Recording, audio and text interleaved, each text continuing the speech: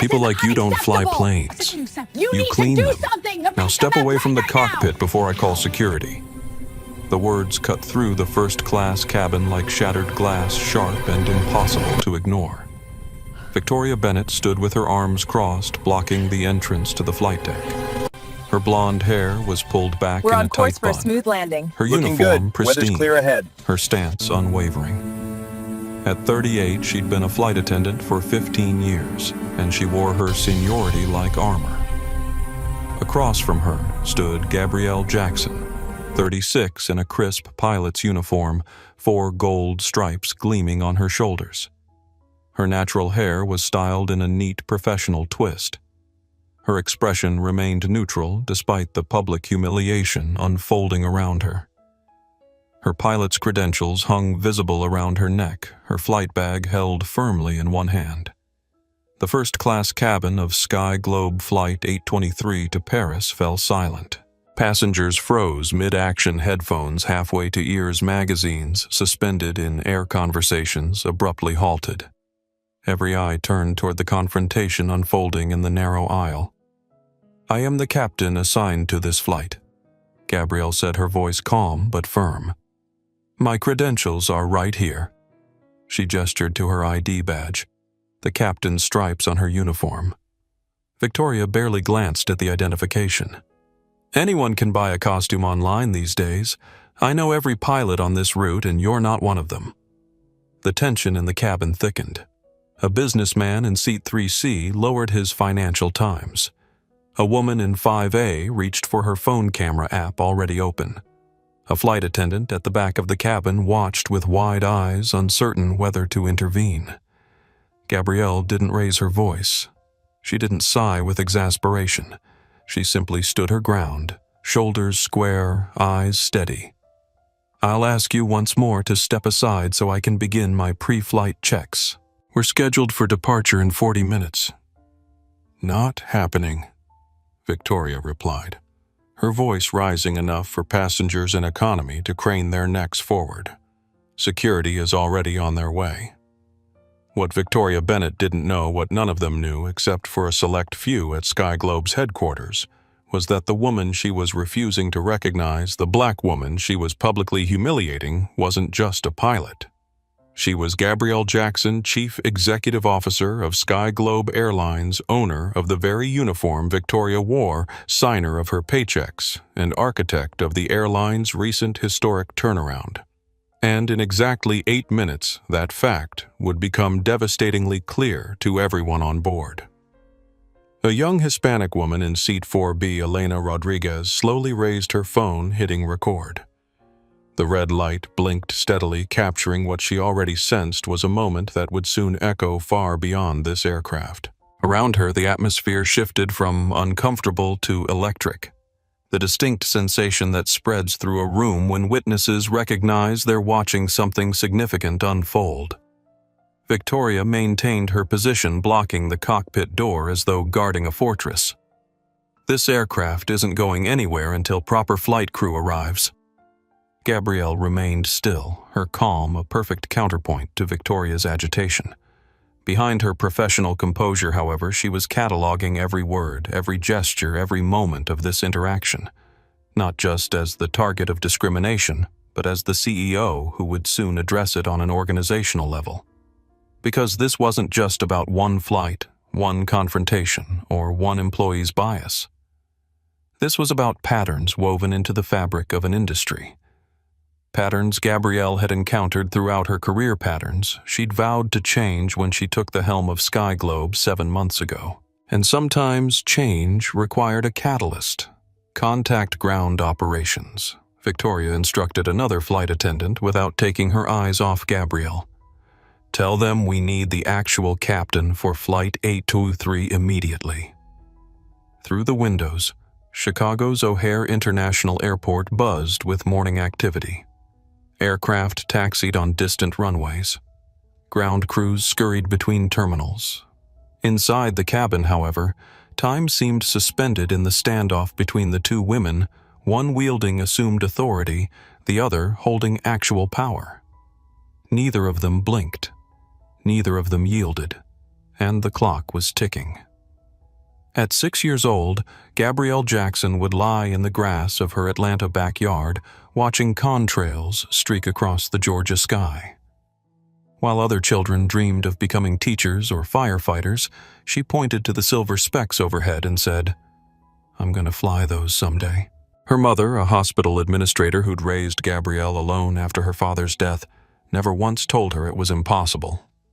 Instead, she took her daughter to Hartsfield-Jackson International Airport on weekends where they'd watch planes take off and land for hours. "That one's going to London," her mother would say. "That big one's headed to Tokyo." And Gabrielle would whisper, "Someday that'll be me." The journey from that grass field to the cockpit wasn't direct or easy. In middle school, a career counselor suggested she consider becoming a flight attendant instead. "More realistic for someone like you," he'd said. In high school, her physics teacher expressed surprise at her aptitude for the subject. "You don't see many black girls interested in aerospace principles."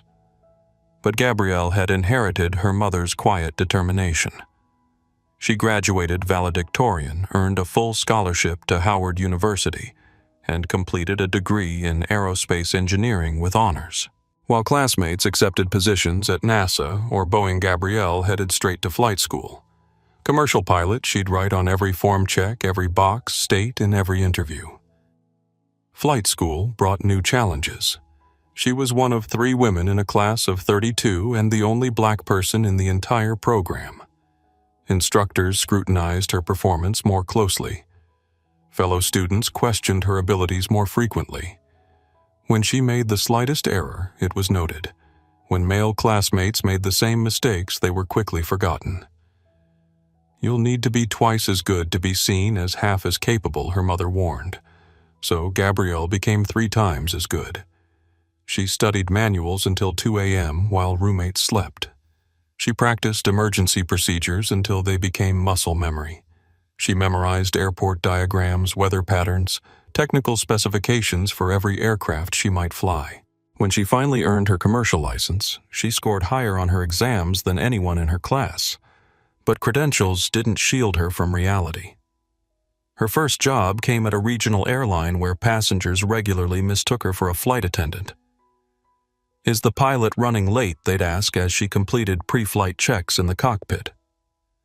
Crew members would explain procedures she already knew. Gate agents would ask to see her ID twice while waving her white male co-pilot through with a smile. Gabrielle cataloged every slight, every mistake, every misunderstanding. Not with bitterness, but with determination. Each incident became another item on her mental checklist of things to change when she had the power to do so. That power began accumulating at age 29 when she became the youngest captain at her regional airline. Her safety record was impeccable. Her technical skills were unmatched. Her crew evaluations were stellar. Captain Jackson maintains exceptional professionalism under pressure and displays leadership qualities that extend beyond flight operations.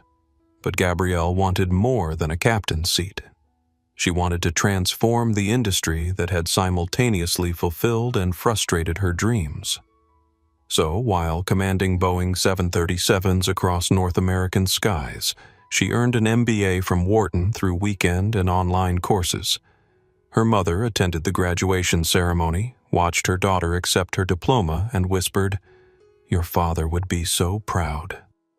3 months later, her mother was diagnosed with aggressive pancreatic cancer. Gabrielle took a leave of absence, moved back to Atlanta, and spent 6 months by her mother's side.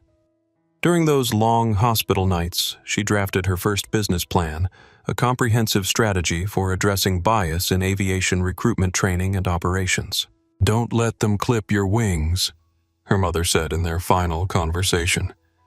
"But remember, true flight isn't just about how high you soar. It's about who you bring with you." 2 weeks after the funeral, Gabrielle accepted a position as operations director at Sky Globe Airlines, a mid-sized carrier struggling with safety concerns, labor disputes, and financial instability. Within 18 months, she had reorganized flight operations, negotiated a historic labor agreement, and improved the airline's safety rating. When the CEO announced his retirement, the board conducted a national search for his replacement. Gabrielle submitted her application without expectations. The aviation industry had never had a black female CEO of a major airline.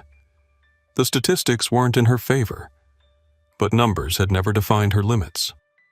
7 months ago, at age 35, Gabrielle Jackson made headlines across the industry when Sky Globe's board unanimously selected her as Chief Executive Officer.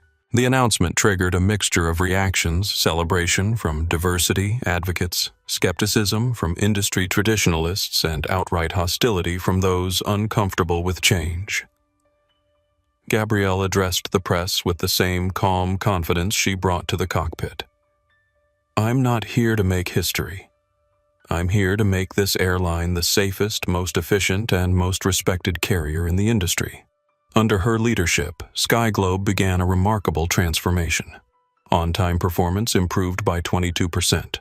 Customer complaints decreased by 35%.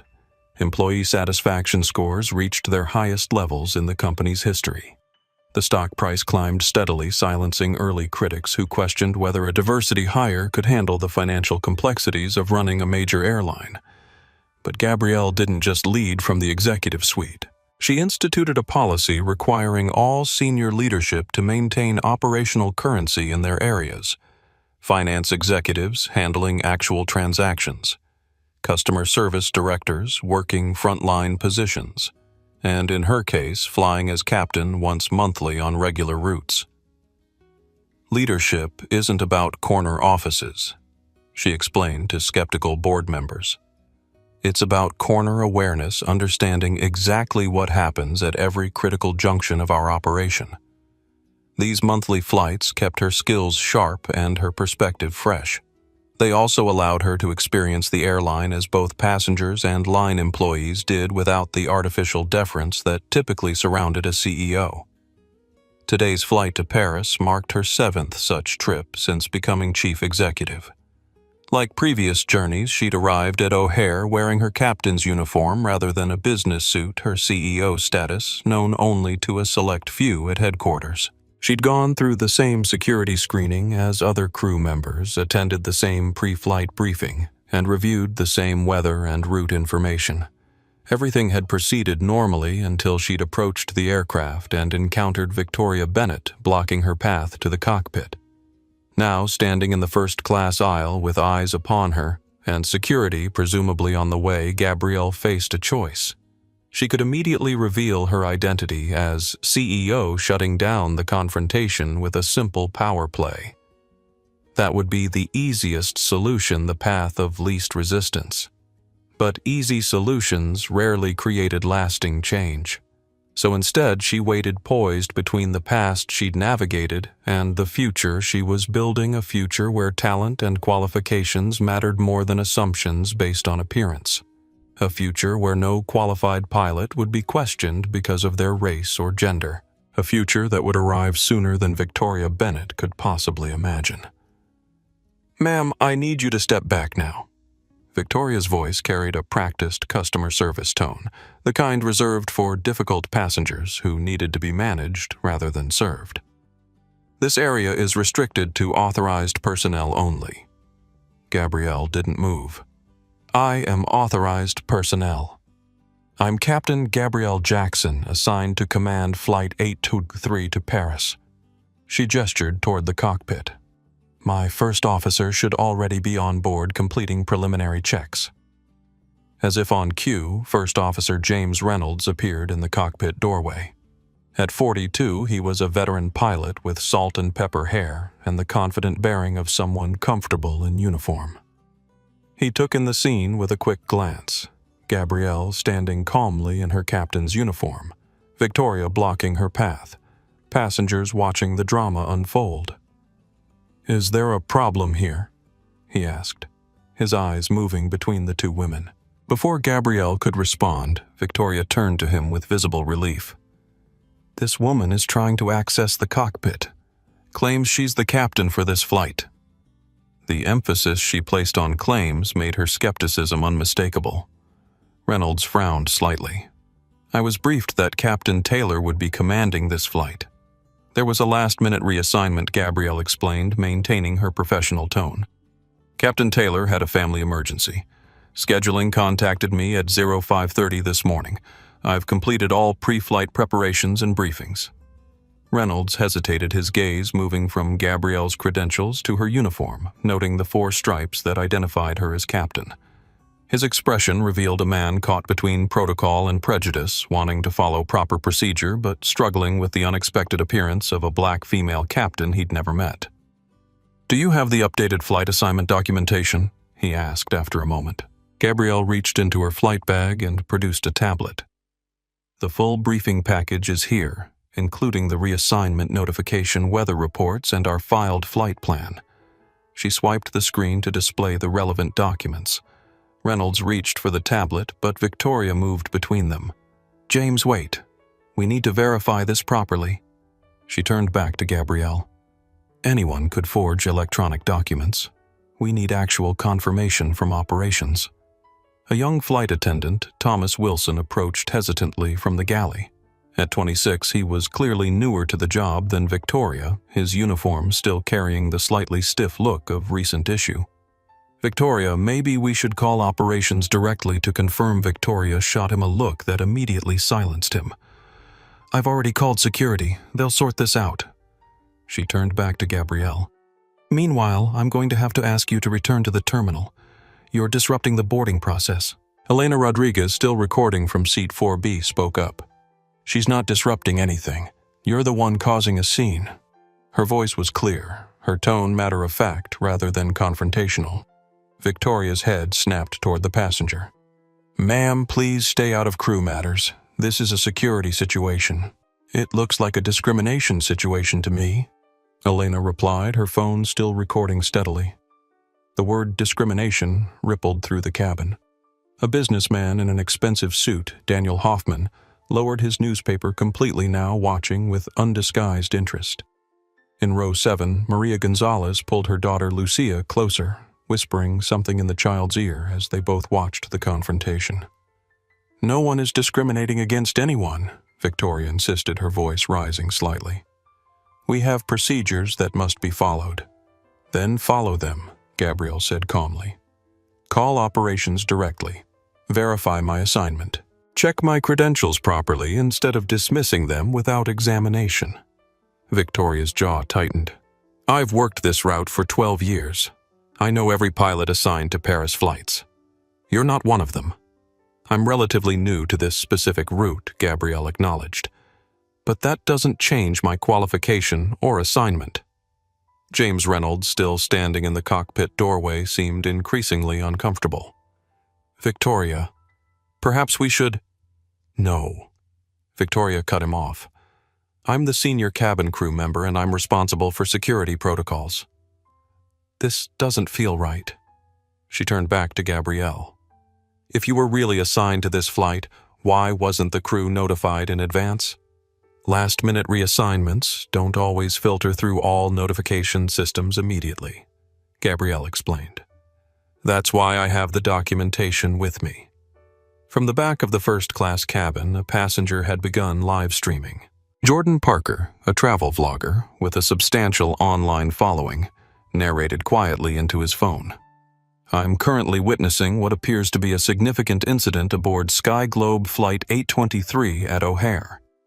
A female pilot who appears to be black is being prevented from entering the cockpit by cabin crew." The atmosphere in the cabin shifted perceptibly as passengers realized the confrontation was now being broadcast beyond the aircraft.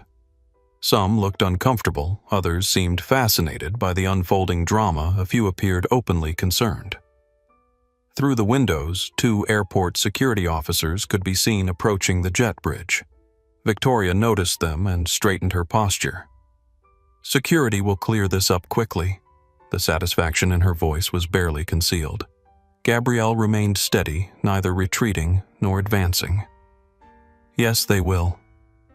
The first security officer. Officer Miller stepped into the aircraft, followed closely by Officer Thompson. Both were in standard airport security uniforms, expressions professional but alert. "What's the situation here?" Officer Miller asked, looking between Victoria and Gabrielle. Victoria stepped forward immediately. "This individual is attempting to access the cockpit without proper authorization.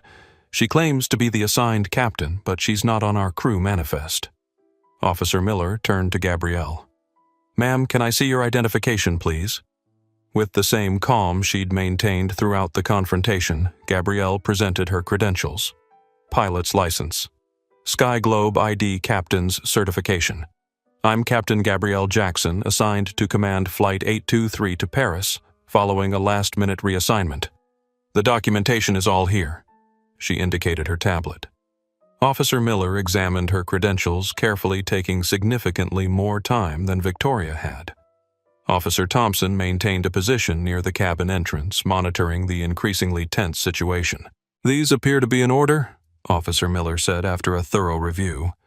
"But we should verify with operations to confirm the reassignment." "Exactly what I suggested," Victoria interjected. "Until then, she needs to leave the secure area." Gabrielle addressed the officer directly, ignoring Victoria's comment. "I'm happy to have you verify with operations. In fact, I insist on it." The confidence in her tone caused a flicker of uncertainty to cross Victoria's face, the first crack in her assurance since the confrontation began. Officer Miller stepped aside to communicate with airport operations via his radio. The cabin remained tensely silent, passengers watching the drama as if it were live theater.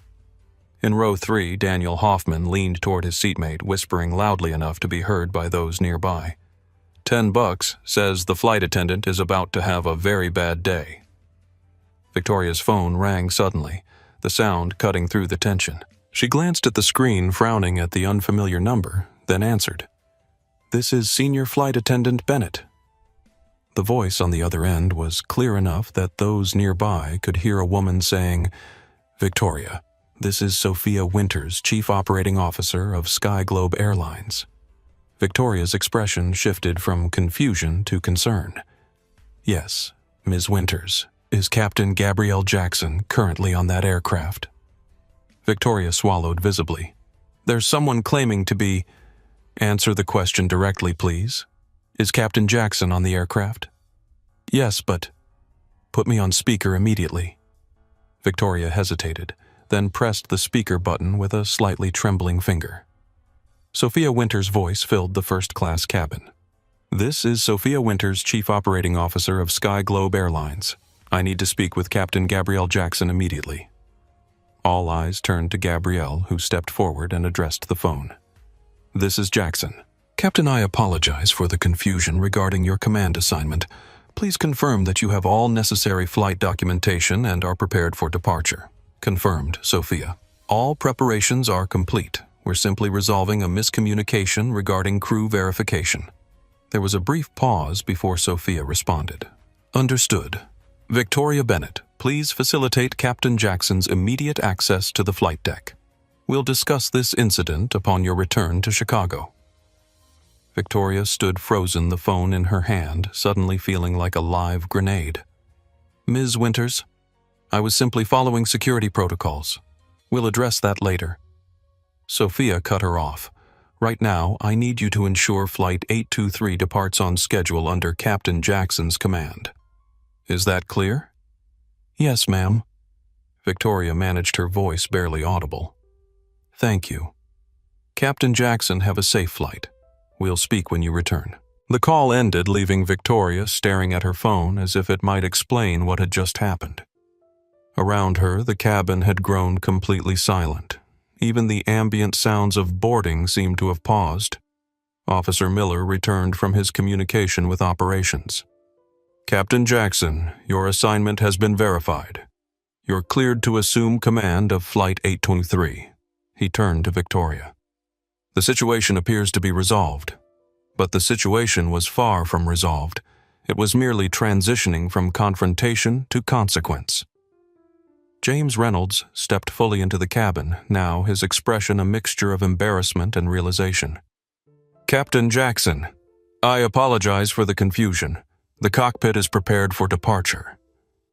The deference in his tone suggested he'd begun to suspect there was more to Gabrielle Jackson than just a last-minute pilot reassignment. Victoria finally found her voice again. I was following proper security procedures. The manifest wasn't updated. How was I supposed to know that a black woman could be the captain? Elena Rodriguez finished from her seat phone, still recording. Victoria's head snapped toward her. That is not what this was about. Then, what was it about? Gabrielle asked, her calm voice somehow more commanding than Victoria's defensive tone. Because I presented valid credentials that you refused to properly examine. I offered documentation that you wouldn't review. The only conclusion I can draw is that something about my appearance led you to assume I couldn't possibly be the captain of this aircraft. The truth of her words hung in the air, impossible to dismiss. From the back of the cabin, Thomas Wilson stepped forward. Victoria, maybe we should... Not now, Thomas.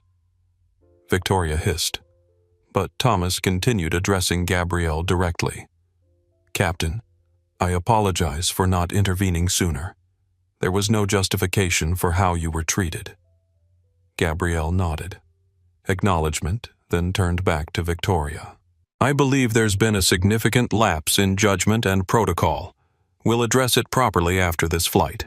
For now, I need to begin my pre-flight checks if we're going to depart on schedule. She turned toward the cockpit, effectively dismissing Victoria, whose face had flushed deep red with the dawning realization that she'd made a catastrophic professional mistake. What she didn't yet realize was just how catastrophic it truly was. As Gabrielle stepped past her into the cockpit, Victoria remained rooted in place, watching as control of the situation and the aircraft slipped from her grasp. Around her, passengers exchanged glances, some uncomfortable, others satisfied by the turn of events. The confrontation had ended, but its ripple effects were just beginning to spread. Officer Miller addressed Victoria quietly. Ma'am, is there anything else you need from security? Victoria shook her head mutely. Then we'll be on our way. The officers departed, leaving Victoria standing alone in the suddenly too bright cabin, the weight of dozens of eyes upon her. In the cockpit, Gabrielle settled into the left seat, the captain's position, and began her methodical pre-flight routine. James Reynolds took his place beside her, his earlier hesitation now replaced by evident respect. Captain, I want to apologize. Gabrielle held up a hand to pause him. First Officer Reynolds, right now our priority is preparing this aircraft for safe departure. We'll have time for other conversations later. He nodded, accepting both her authority and her focus on the immediate task. Together, they began working through the pre-flight checklist with practiced efficiency. Back in the cabin, Victoria finally moved from her position near the cockpit, retreating toward the galley, where Thomas stood watching her with undisguised concern. Victoria, are you okay? He asked quietly. She didn't answer. Her mind was racing, replaying the confrontation, calculating the potential repercussions. A direct call from the COO, a public dressing down, passengers recording everything. This wasn't a minor procedural misstep. This was potentially career-ending. As boarding continued, the first-class cabin buzzed with whispered conversations. Daniel Hoffman was already typing furiously on his phone, undoubtedly sharing details of what he'd witnessed. Jordan Parker had ended his live stream, but was now recording a follow-up commentary. Elena Rodriguez had put down her phone, but maintained a watchful eye on Victoria's movements. And little Lucia Gonzalez, watching everything with the unfiltered curiosity of childhood, asked her mother a question that carried clearly through the cabin. Mommy, can girls with brown skin like mine really fly airplanes? Maria hugged her daughter close. Yes, mi vida. They can even run entire airlines. Victoria heard the exchange and closed her eyes briefly, the full weight of her actions beginning to settle on her shoulders. She'd publicly challenged and attempted to remove a qualified pilot based on nothing more than appearance and assumption. She'd done it in front of witnesses, many of whom had recorded her behavior. And she'd apparently done it to someone important enough to warrant an immediate call from the chief operating officer.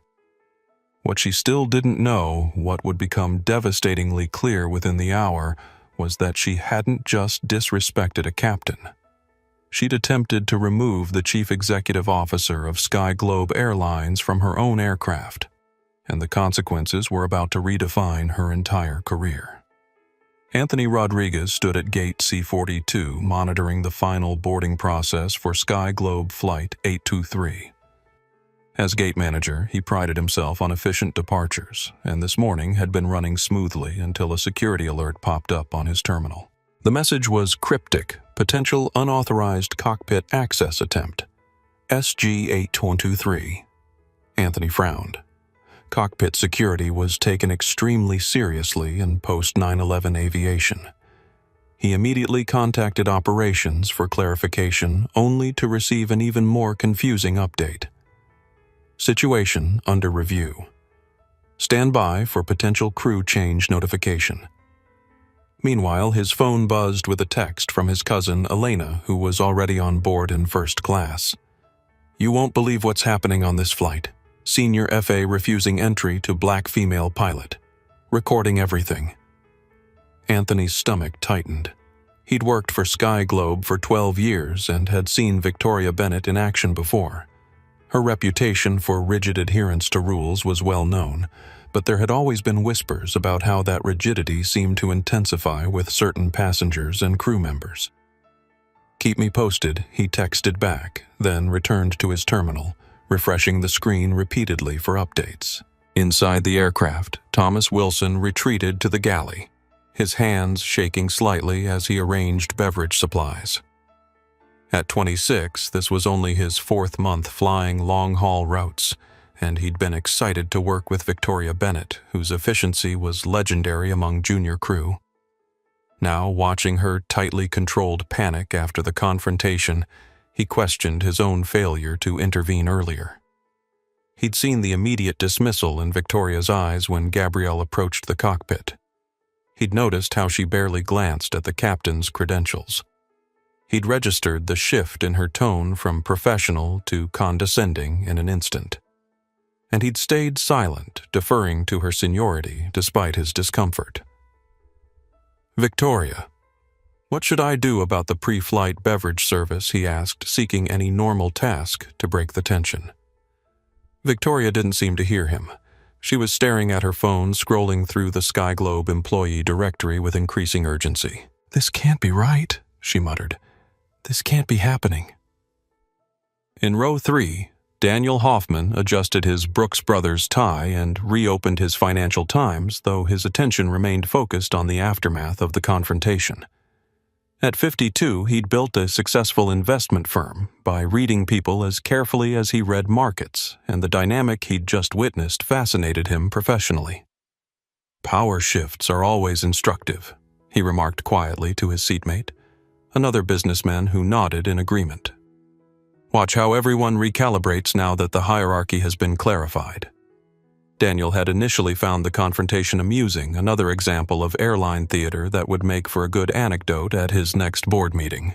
But something about the captain's composure, about the contained power she projected without raising her voice, had caught his attention. It reminded him of truly effective executives he'd encountered, the ones who didn't need to assert their authority because they were secure in their position. His firm held a small position in Sky Globe stock, part of a broader transportation sector investment. Perhaps he thought he should look more closely at the company's recent performance. Across the aisle, Maria Gonzalez stroked her daughter Lucia's hair while maintaining a protective arm around her shoulders. As a pediatric surgeon, Maria was accustomed to remaining calm in tense situations, but the confrontation had triggered her maternal instincts. She'd pulled Lucia closer when Victoria's voice had risen, wanting to shield her daughter from the uncomfortable display of prejudice. But children absorbed everything, and Lucia's question, "Can girls with brown skin like mine really fly airplanes?" revealed she'd understood the underlying dynamics perfectly. "The captain is very brave," Lucia whispered now, watching the cockpit door with admiration. "Yes, she is," Maria agreed. "And very professional, too. That's important to remember." Jordan Parker adjusted his recording equipment with the practiced ease of someone who documented his life for a living. His travel vlog had 500,000 subscribers, and he knew compelling content when he saw it. This confrontation was algorithmic gold tension conflict resolution, all captured in high-definition video. What we just witnessed, he narrated quietly into his camera, was a textbook example of unconscious bias in action. The question now is how the airline will respond.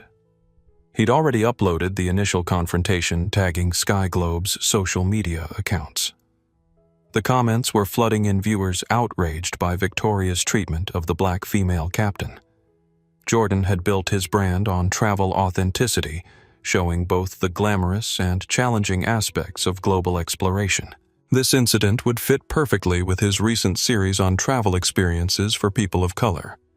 But unlike some content creators, Jordan felt a responsibility to follow stories through to completion. He would document the resolution as thoroughly as the conflict. Elena Rodriguez continued monitoring the situation from her seat, her tech executive's mind already analyzing the incident through multiple lenses as a customer service failure, as a human resources issue, as a potential reputation management crisis for Sky Globe. At 29, she'd already navigated similar challenges at her own company, where being both young and Hispanic had led to numerous instances of having her authority questioned. She sent another text to her cousin Anthony at the gate COO, just called flight attendant directly. "Something bigger happening here," Anthony responded immediately. "System alert just came through. Full profile on Captain Jackson now available. This is major." Elena frowned, curious about what information had suddenly become accessible. As a frequent business traveler, she was familiar with Sky Globe's recent operational improvements, but knew little about specific leadership changes. In Sky Globe's corporate headquarters 20 miles from O'Hare, Sophia Winters leaned back from her desk, having just ended her call with Victoria Bennett. At 43, Sophia had worked alongside Gabrielle Jackson for 5 years, first as fellow executives and now as her second-in-command. She'd been monitoring the morning's flights as usual when an alert triggered on her dashboard, an automated notification from the SkyGuard system Gabrielle had implemented to track potential discrimination incidents. The alert had included a time-stamped record of Victoria questioning Gabrielle's credentials, followed by security being called. Because Gabrielle was logged in as both captain and CEO for this flight, the incident had been flagged at the highest priority level. Sophia immediately activated the crisis management protocol, sending verification to airport operations and security while contacting Victoria directly. Now she monitored the situation remotely as the confrontation de-escalated. Mark she called to her assistant, contact legal and HR. "We'll need to coordinate a response once the flight is airborne." Back on the aircraft, Officer Miller and Officer Thompson exited down the jet bridge, comparing notes on the unusual situation they'd just handled. "Did you see the senior flight attendant's face when the COO called?" Officer Thompson asked quietly. Miller nodded. Classic "oh shit" moment. "But I'm more interested in why a captain would get that kind of immediate executive attention. Something doesn't add up. Maybe she's related to someone important, or has some connection to leadership." Maybe Miller agreed, though his instincts suggested something more significant was at play. 20 years in airport security had taught him to recognize the subtle indicators of rank and influence. And Captain Jackson, despite her youth, had carried herself with the quiet confidence of someone accustomed to command well beyond a cockpit. As the officers reached the terminal, Anthony Rodriguez stopped them with a discreet gesture. "Anything I should know before completing the departure process?" he asked quietly. Officer Miller glanced around before responding. "Just make sure everything's documented properly. I have a feeling this incident will be reviewed extensively." Anthony nodded his understanding. He'd just received an alert on his terminal, a special handling notification that typically appeared only for VIP passengers or situations requiring heightened attention from corporate. Inside the aircraft, Victoria Bennett finally emerged from the galley, her professional mask back in place, though significantly more fragile than before. She moved through first class, mechanically checking seatbelts and securing overhead bins, avoiding eye contact with passengers who'd witnessed her confrontation with the captain. When she passed Elena's seat, she heard the passenger say quietly into her phone, "Yes, I've confirmed it. Gabrielle Jackson, the same one from the Forbes profile last month. Victoria's steps faltered. Forbes profile. The name suddenly connected in her memory a recent business magazine in the crew lounge featuring Sky Globe's turnaround under new leadership. She hadn't paid much attention to the article, focusing instead on the schedule changes announced in the company newsletter, but now pieces were rapidly connecting in her mind. The direct call from the COO, the immediate verification from operations, the subtle deference from security officers who'd initially responded to her call. Thomas approached her cautiously. "Victoria, Captain Jackson is requesting the final passenger count when you have it." The formality of their request, the standard protocol, suddenly felt like a lifeline to Victoria, a return to normal procedures and interactions. "I'll have it for her momentarily," she responded, grateful for the task. As the final passengers settled into their seats, the atmosphere in the cabin remained charged with the residual energy of the confrontation. Conversations were quieter than usual, glances more furtive. Everyone seemed aware they had witnessed something significant, though most didn't yet understand its full implications. In row 8, a young white woman leaned toward her traveling companion. "I recorded the whole thing. Should I post it?" Her friend shook her head. "Wait and see what happens next. This feels like it's still developing." She was right. The incident was far from over. In fact, it was evolving into something none of them, especially Victoria Bennett, could have anticipated. In the cockpit, Gabrielle and First Officer Reynolds completed their pre-flight checks with professional focus. Their movements coordinated and precise. Neither spoke about the confrontation, directly channeling their attention into the immediate requirements of preparing a complex aircraft for international travel. Only once, when they'd progressed through most of the checklist, did Reynolds venture beyond strictly operational conversation. "Captain, I want to apologize again for not intervening sooner.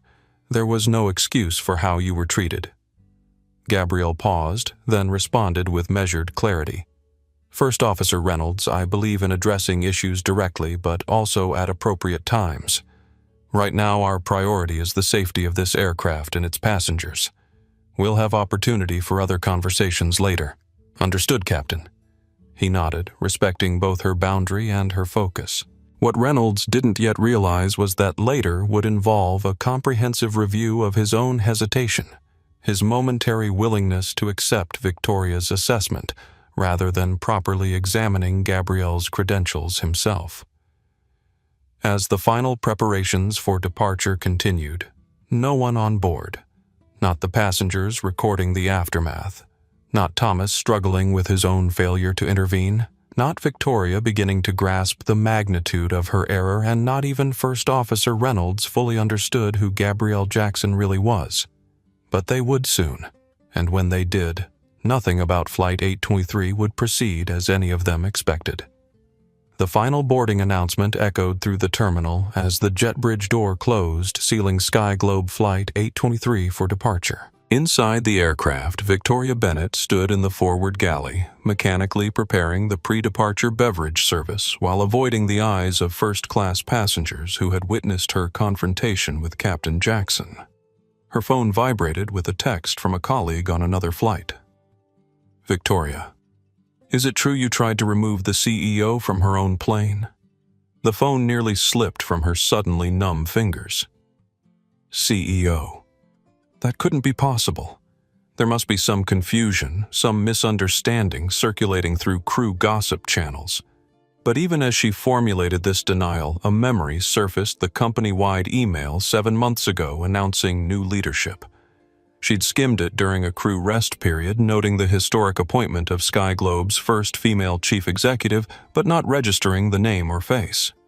Unlike operations memos that directly affected her daily work, corporate announcements rarely commanded her full attention. Victoria's hands trembled slightly as she arranged drink cups on the service tray. She needed to verify this information immediately to understand exactly what was happening and how serious the situation might be. In the cockpit, Gabrielle and First Officer Reynolds continued their methodical pre-flight preparations. As Gabrielle reviewed the flight plan, she maintained the same focused composure she'd displayed during the confrontation. Nothing in her demeanor suggested she was anything other than a highly competent captain preparing her aircraft for a transatlantic crossing. Reynolds, however, was growing increasingly uncomfortable. During a routine systems check, he'd accessed the flight manifest through his tablet and noticed an unusual security clearance indicator beside Captain Jackson's name. Such markers typically appeared only for senior operations officials or corporate executives flying in an oversight capacity. "Captain," he began hesitantly, "I noticed your security clearance level is Alpha 1. That's typically reserved for senior leadership." Gabrielle finished for him, not looking up from her checklist. "Yes, I'm aware." Reynolds fell silent, processing this new information. Alpha 1 clearance was the highest level in the Sky Globe security system, granted to only a handful of individuals, primarily C-suite executives with access to all operational areas and data. The implication was unmistakable, yet still so improbable that he hesitated to draw the obvious conclusion. Instead, he returned to his pre-flight duties, though his movements now carried a new awareness, a heightened attention to detail under what he increasingly suspected was extremely significant observation. In the main cabin, Thomas Wilson collected the final head count, moving efficiently through the aisles while trying to maintain his professional composure. The confrontation had shaken him deeply. Not just Victoria's behavior, which had been shocking enough, but his own failure to intervene when he recognized the injustice unfolding before him. As he passed row 16, he overheard a passenger showing something on his phone to his seatmate.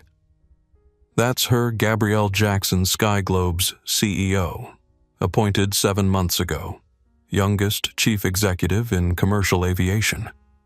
Thomas nearly stumbled mid-stride. The captain was the CEO. He'd witnessed his direct superior attempting to remove the head of the entire company from her own aircraft. The magnitude of what had transpired and of Victoria's error suddenly expanded exponentially in his mind. He completed his count mechanically, then returned to the forward galley where Victoria was arranging the beverage cart with uncharacteristic clumsiness. "Final head count is 243, he reported, then lowered his voice. "Victoria, is it true? Is Captain Jackson the CEO?" Victoria's sharp glare silenced him immediately. "Not now, Thomas. Just focus on departure procedures."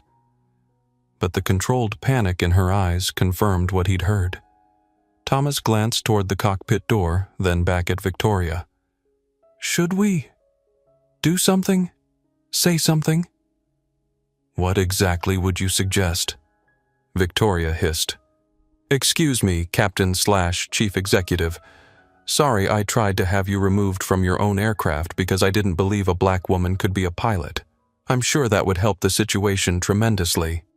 Her words hung in the galley, the explicit acknowledgement of her bias, making Thomas flinch visibly. Neither spoke for a long moment, the full weight of the situation settling between them. In first class, Elena Rodriguez had confirmed through her own corporate channels what was rapidly becoming common knowledge throughout the aircraft. Captain Gabrielle Jackson was indeed the chief executive officer of Sky Globe Airlines, appointed 7 months earlier after orchestrating a remarkable operational turnaround as the company's operations director. Elena forwarded the information to her cousin Anthony at the gate, who responded immediately. Corporate just issued an alert. "Special handling protocols activated for this flight. Media inquiries already coming in." The implications were clear. Whatever happened on Flight 823 was now under intense scrutiny from the highest levels of the company. Elena glanced toward Victoria, noting how the flight attendant's typically confident posture had become stiff and uncertain, her movements mechanical as she prepared for departure service. "This is going to be a career-defining moment for her," Elena texted back to Anthony, just not in the way she expected. Jordan Parker adjusted his recording equipment one final time before stowing it for takeoff. His initial video of the confrontation had already garnered over 200,000 views in less than 30 minutes, with comments flooding in from around the world. The story was developing a life of its own on social media, with hashtags #CaptainCEO and #SkyGlobe. Shakeup gaining traction across platforms. In an unprecedented development, he narrated quietly into his phone. It appears the pilot who was discriminated against is actually Gabrielle Jackson Sky Globe's chief executive officer. We're witnessing corporate accountability unfold in real time at 35,000 feet. As his video uploaded, Jordan noticed Daniel Hoffman across the aisle scrutinizing something on his tablet with intense concentration. The businessman had pulled up Sky Globe's stock ticker, watching as trading volume suddenly increased the first market reactions to the viral video spreading across investment channels. Fascinating, Daniel murmured, adjusting his position to capture the developing data. Sky Globe's stock had been on a steady upward trajectory since Jackson's appointment 7 months earlier. Now, with this incident gaining visibility, market analysts would be watching closely to see how the CEO handled a direct experience of discrimination within her own company. Maria Gonzalez had been quietly explaining aspects of the situation to her daughter Lucia, using the incident as a teaching moment about prejudice and resilience. When Lucia asked why the pilot lady didn't get angry or shout, Maria smiled. Because true power doesn't need to shout mi vida. Sometimes the quietest voice in the room is the most important one. The cabin address system chimed, indicating an imminent announcement. Conversations paused as everyone anticipated hearing from the cockpit for the first time since the confrontation. Ladies and gentlemen, this is Captain Gabrielle Jackson. Her voice came through clear and professional, with no indication of the drama that had preceded it. We're completing our final preparations for departure to Paris Charles de Gaulle. Our flight time today will be approximately 8 hours and 15 minutes with good weather expected throughout our journey. We'll be taking off shortly, so please ensure your seatbelts are fastened, tray tables are stowed, and all electronic devices are in airplane mode. Flight attendants prepare for departure. The normality of the announcement, its standard phrasing and professional delivery, created an almost surreal contrast with the extraordinary circumstances surrounding it. Here was a CEO who had just been publicly disrespected by her own employee, continuing with her duties as if nothing unusual had occurred. Victoria, standing in the forward galley, felt the weight of dozens of eyes upon her as she began the safety demonstration. Her movements were stiff, her voice slightly unsteady as she demonstrated the oxygen mask procedure. The routine task performed thousands of times throughout her career suddenly felt foreign and challenging under the scrutiny of passengers who had witnessed her earlier behavior. Thomas assisted with the demonstration, his own discomfort evident, but less pronounced. He'd made a different kind of mistake, failing to intervene rather than actively discriminating, and this distinction was reflected in the way passengers regarded him with disappointment rather than condemnation. In the cockpit, Gabrielle and Reynolds received clearance from ground control to push back from the gate. As the aircraft began moving, Reynolds finally addressed the question that had been building since his discovery of her security clearance. "Captain, I need to ask, are you also the Chief Executive Officer of Sky Globe?" Gabrielle turned to him, her expression calm but direct. "Yes. First Officer Reynolds, I am. I fly once monthly on regular routes, as I've done since my appointment 7 months ago.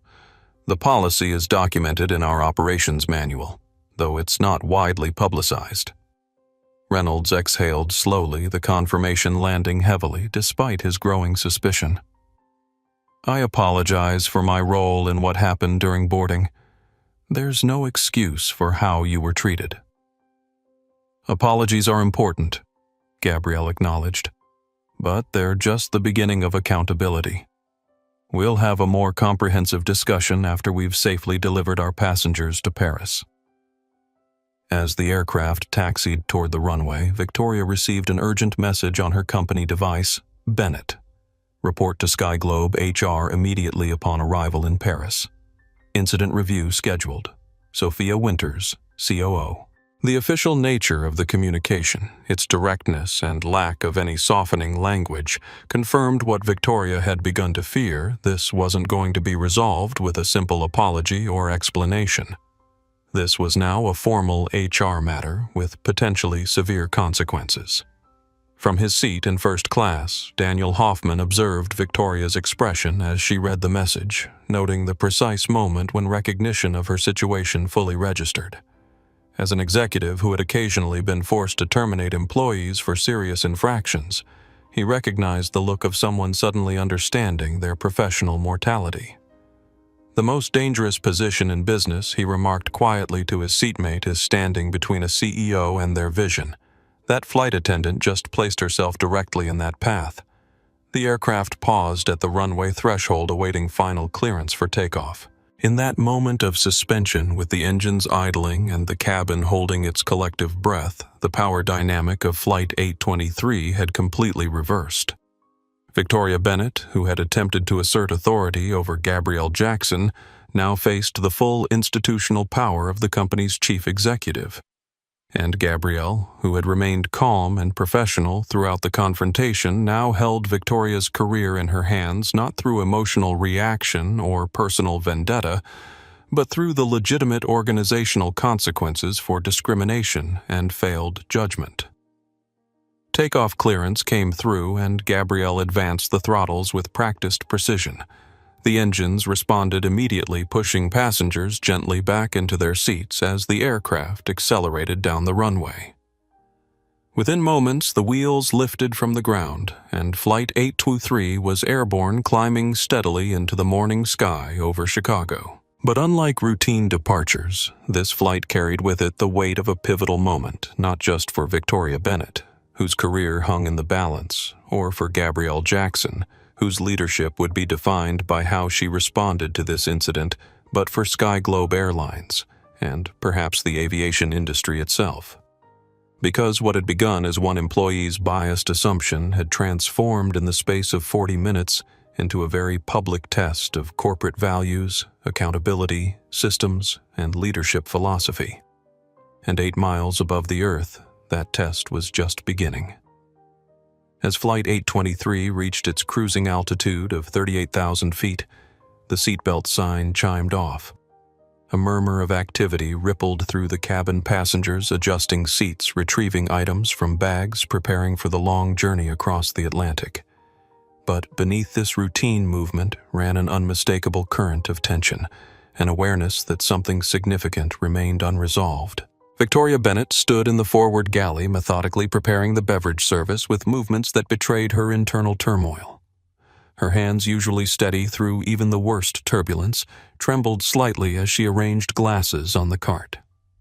15 years of exemplary service, dozens of commendations, a perfect attendance record, all potentially overshadowed by a single catastrophic misjudgment.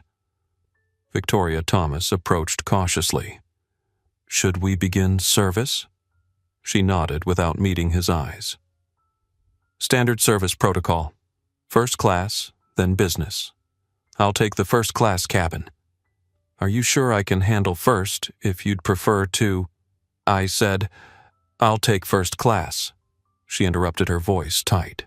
Facing the passengers who had witnessed her confrontation with Captain Jackson with the CEO was the last thing she wanted. But avoiding them would only compound her error, adding cowardice to prejudice. Thomas hesitated, then nodded. Understood. As Victoria wheeled the cart into the first-class aisle, she felt the weight of eyes upon her, some curious, some condemning, all aware of what had transpired before departure. She forced herself to maintain her professional demeanor, offering beverages with a practiced smile that didn't reach her eyes. "Sparkling water, please," Elena Rodriguez requested when Victoria reached her row. As Victoria poured the drink, Elena asked quietly, "Has there been any official response from the company yet?" Victoria's hand paused momentarily. "I'm not at liberty to discuss company matters, ma'am." "Of course," Elena replied, taking her drink. "I imagine there will be quite a comprehensive review." The comment, delivered without malice, but with clear implication, caused Victoria's professional mask to slip slightly. For a brief moment, naked fear showed in her eyes, the recognition that her career might not survive the journey to Paris. In row 7, Maria Gonzalez accepted orange juice for herself and apple juice for Lucia, who watched Victoria with the unfiltered curiosity of childhood. "Are you in trouble?" Lucia asked directly. Lucia Maria admonished gently. That's not polite. But Victoria found herself responding to the child's question with unexpected honesty. Yes, I believe I am. The simple acknowledgement hung in the air between them, adult and child flight attendant and passenger, a moment of human vulnerability breaking through professional formality. As Victoria continued through the cabin, the cockpit door opened. First Officer Reynolds emerged briefly conferring with Thomas in hushed tones before returning to the flight deck. The brief interaction drew all eyes passengers speculating what might be transpiring behind the secured door. Daniel Hoffman tracked the exchange while reviewing Sky Globe's quarterly earnings report on his tablet. The company had experienced remarkable growth under Jackson's leadership, operational efficiency up 24%. Customer satisfaction increased by 31%, employee retention strengthened despite industry-wide staffing challenges. It was the profile of a chief executive with clear vision and effective implementation strategies. The true test of leadership, he remarked to his seatmate, isn't success during ideal conditions, it's response during crisis. Jordan Parker had been documenting the developing situation through discrete notes on his phone, preparing for a comprehensive video once he reached Paris. His initial clips had already been picked up by several news outlets, with transportation reporters reaching out for additional details. What had begun as content for his travel vlog was evolving into a potentially significant business and culture story. The question everyone's asking, he dictated quietly into his phone, is how CEO Jackson will respond. Will this be handled as an individual HR matter, or will it catalyze broader organizational change? The answer began to emerge sooner than anyone expected. The cabin address system chimed, drawing all attention forward. Victoria froze mid-service, her hand suspended over a glass as Captain Jackson's voice filled the cabin. Ladies and gentlemen, this is Captain Jackson from the flight deck. We've reached our cruising altitude of 38,000 feet and have been cleared for our Atlantic crossing. Weather conditions are favorable throughout our route, and we anticipate an on-time arrival in Paris. The standard announcement continued with details about the flight path and anticipated travel time. Then Gabrielle's tone shifted subtly, still professional, but more direct, more personal. Before I conclude, I'd like to address the situation that occurred during boarding. Some of you witnessed an interaction that may have raised concerns about our company culture and values. The cabin fell completely silent. Victoria stood frozen in the aisle, the beverage cart temporarily forgotten. At Sky Globe Airlines, we are committed to creating an environment where all employees and passengers are treated with dignity and respect regardless of race, gender, or any other characteristic. What occurred this morning fell short of that standard. Gabrielle paused briefly before continuing, her voice steady and clear. I want to assure you that this matter will be addressed comprehensively and fairly. For those who don't know, in addition to serving as your captain today, I am also Sky Globe's Chief Executive Officer. In both capacities, I am responsible for ensuring that our values are reflected in every interaction on every flight. A ripple of murmurs spread through the cabin as passengers who hadn't already learned of her dual role absorbed this information. Victoria's face drained of color as the CEO acknowledged her position directly and publicly. I believe in addressing issues transparently rather than pretending they don't exist. Gabrielle continued. In that spirit, I've instructed our team to activate what we call the Skywatch Protocol, a comprehensive review process designed to identify and address potential bias in our operations. This isn't about a single incident or individual, but about ensuring our systems support our values at every level. Victoria finally moved, setting down her serving tongs with trembling fingers. For now, I ask that you allow our flight attendants to perform their duties professionally as they've been trained to do. Any concerns you may have can be directed to me personally after we reach our destination. Thank you for your attention and for choosing Sky Globe Airlines for your journey today. As the announcement ended, the implications of Gabrielle's words resonated throughout the cabin. She had neither publicly condemned Victoria nor dismissed the seriousness of what had occurred. Instead, she had elevated the incident from a personal confrontation to an organizational matter, a teaching moment not just for one flight attendant but for the entire company. Thomas approached Victoria quietly. "Do you want me to take over the service?" She shook her head, gathering her composure with visible effort. "No, I need to finish what I started." As Victoria resumed beverage service, a new notification appeared on her company device. All Sky Globe employees. Effective immediately. Skywatch protocol has been activated. Comprehensive review of verification procedures and anti-bias measures underway. Mandatory training sessions to be scheduled. Details to follow. Office of the CEO. The company-wide announcement confirmed what Gabrielle had stated in her cabin address. This wasn't going to be handled as an isolated incident, but as a catalyst for structural review and potential change. In the cockpit, Gabrielle and Reynolds monitored their transatlantic crossing with professional focus.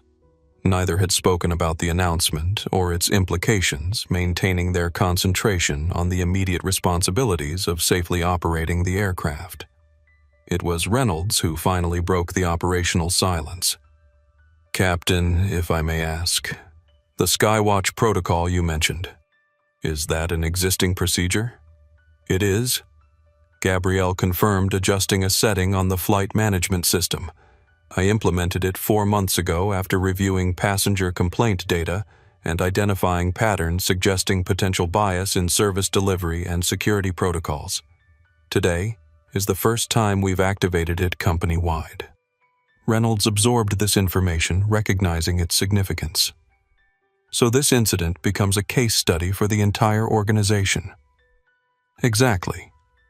Individual accountability matters, but sustainable change requires structural adjustment." Gabrielle checked their position on the navigation display before continuing. "When I became CEO, I promised to build an airline where excellence and equity would be equally valued. Today's incident reminds us how much work remains to be done."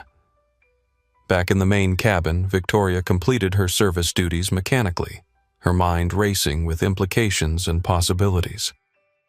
The phrase that kept repeating in her thoughts was Skywatch protocol, something she'd never heard of before today, but which now apparently held her fate in its procedural grasp. As she returned the beverage cart to the galley, her phone buzzed with a message from a colleague on another flight.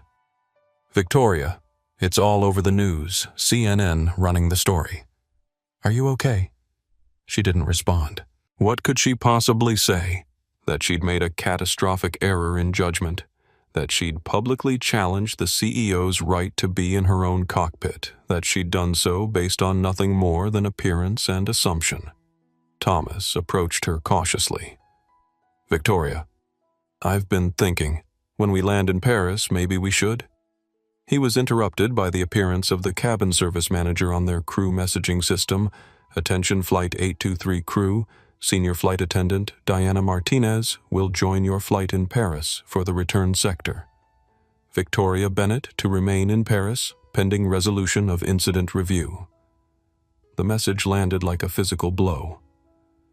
Victoria leaned against the galley counter for support, the reality of her situation becoming increasingly concrete. She wasn't just facing disciplinary action, she was being removed from service immediately upon landing. In first class, Elena Rodriguez had monitored social media responses to the incident throughout the beverage service. The hashtag #SkyGlobeCEO was trending globally, with the video of the confrontation approaching 1 million views. Corporate communication experts were already analyzing Gabrielle's response, with most praising her measured approach and focus on structural solutions rather than individual punishment. "This is a masterclass in crisis leadership," one prominent business commentator had tweeted. "Jackson is using a challenging personal experience to drive institutional improvement." As the cabin settled into the rhythm of long-haul flight, passengers adjusted their entertainment systems, reclined their seats, and prepared for the hours ahead. But the undercurrent of the unresolved situation remained a shared awareness that they were not just flying to Paris, but witnessing a pivotal moment in Sky Globe's corporate history. For Victoria Bennett, standing alone in the galley with the weight of her actions settling fully upon her shoulders, the journey had become something else entirely, a final flight in a career that might end before the wheels touched French soil. And for Gabrielle Jackson, guiding the aircraft steadily across the Atlantic, it was an opportunity to demonstrate that leadership wasn't just about titles or authority, it was about transforming difficult moments into meaningful change. 8 hours to Paris.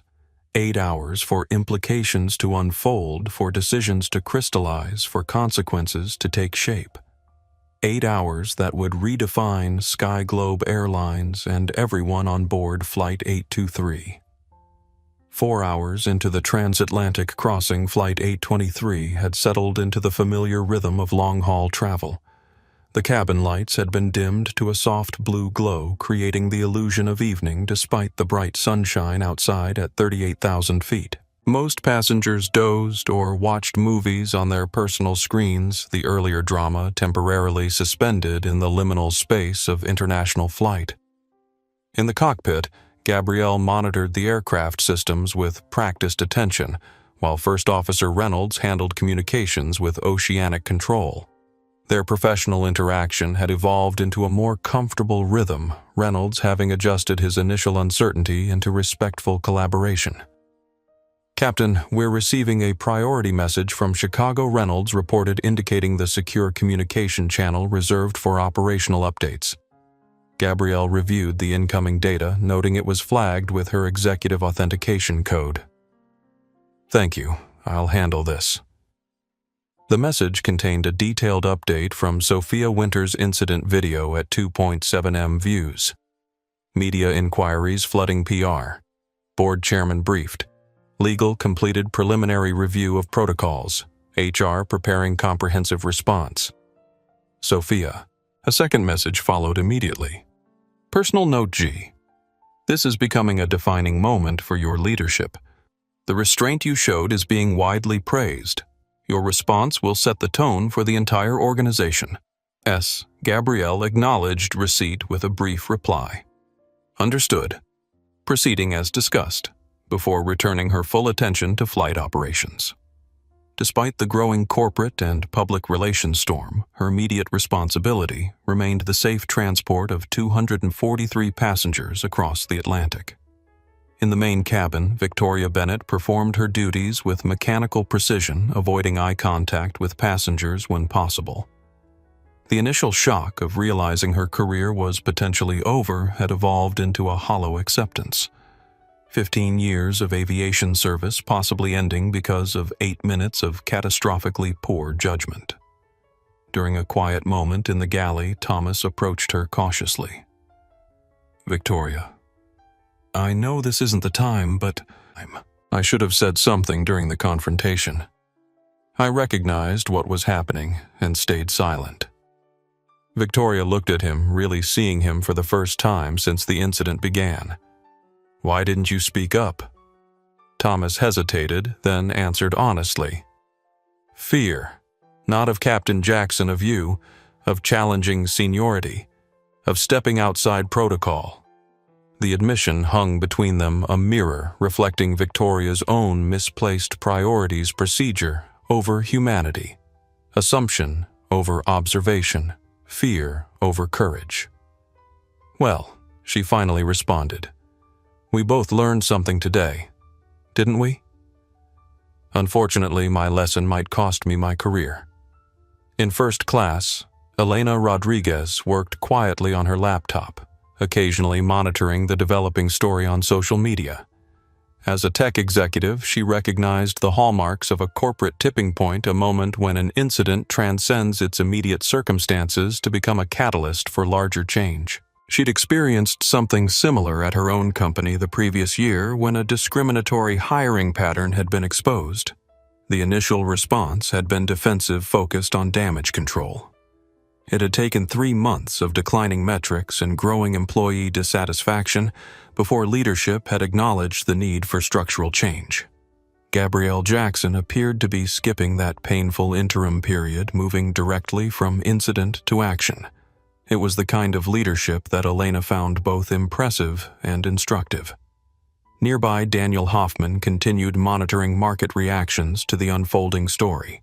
Sky Globe's stock had fluctuated throughout the day, initially dipping as the confrontation video spread, then stabilizing as Jackson's measured response gained visibility. Institutional investors appeared to be taking a wait-and-see approach, recognizing the potential for either reputational damage or leadership validation, depending on how the situation was ultimately handled.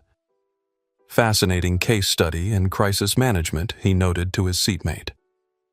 The market is essentially placing a bet on Jackson's leadership capability. Jordan Parker had switched from active documentation to strategic planning, outlining how he would cover the story's resolution once they landed. His initial video had been picked up by multiple news outlets, transforming him overnight from travel vlogger to breaking news source. The development represented a potential turning point for his own career, an opportunity to expand his platform beyond leisure travel into business and cultural commentary. The irony that both his and Victoria's professional futures had been altered by the same 8-minute interaction wasn't lost on him. Maria Gonzalez had used the long flight hours to engage her daughter Lucia in thoughtful discussion about what they had witnessed. "Why do you think the lady didn't believe the captain was really the pilot?" she asked gently. Lucia considered the question with 8-year-old directness. "Because the captain has brown skin like us, and the lady thought only white people could be pilots. That's what we call bias mi vida. It's when people make assumptions based on how someone looks, rather than who they really are." Lucia nodded solemnly. "That's not fair." "No, it's not." Maria agreed. "And that's why it's important to speak up when we see it happening." 5 hours into the flight, the cabin address system chimed again. Passengers adjusted their headphones, expecting a routine update about their arrival time or weather conditions.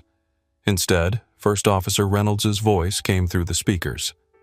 "Ladies and gentlemen, this is First Officer James Reynolds from the flight deck. Captain Jackson is currently reviewing our arrival procedures for Paris, so I'll be providing this update.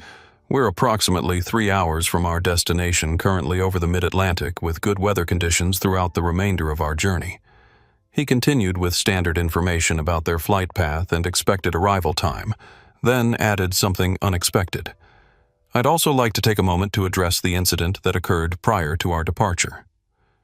As first officer on this flight, I was present during the initial interaction between our captain and senior cabin crew. Victoria, who had been serving beverages in economy class, froze mid-aisle. I want to acknowledge my own failure to intervene appropriately when Captain Jackson's credentials and authority were questioned. While I didn't actively participate in the interaction, my hesitation and silence represented a missed opportunity to uphold our company values." Passengers exchanged glances, surprised by this public admission of responsibility from the first officer. Professional accountability begins with personal acknowledgement. As we prepare to land in Paris, I wanted to share this reflection with you. Thank you for your attention and for choosing Sky Globe for your journey today. As the announcement concluded, a ripple of quiet conversation spread through the cabin. Reynolds' statement had added a new dimension to the unfolding narrative, shifting focus from a single employee's actions to the broader response of those present during the incident. For Victoria, the first officer's public acknowledgement landed with complex impact. On one hand, it suggested she wasn't being singled out as the sole responsible party. On the other, it reinforced the seriousness with which the company was treating the entire situation. Thomas approached her with coffee. "That was unexpected," he said quietly. Victoria nodded, unable to form an adequate response. The incident was expanding beyond her control, beyond her understanding, becoming something that would likely be discussed in training sessions and case studies long after her connection to Sky Globe had ended. In the cockpit, Gabrielle turned to Reynolds as he completed the announcement. "Thank you for that, First Officer."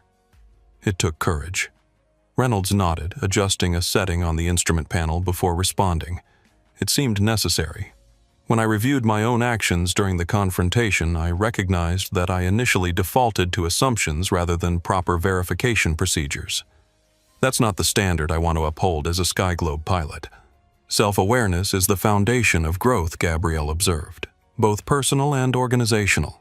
As they continued their approach to European airspace, Skyglobe's corporate headquarters in Chicago was fully activated despite the early hour. Sophia Winters had assembled a cross-functional team to address the rapidly evolving situation. Representatives from human resources, legal, public relations, and operations working in coordinated response.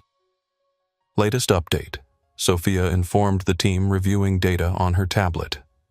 Video views approaching 3 million. Major news networks running the story.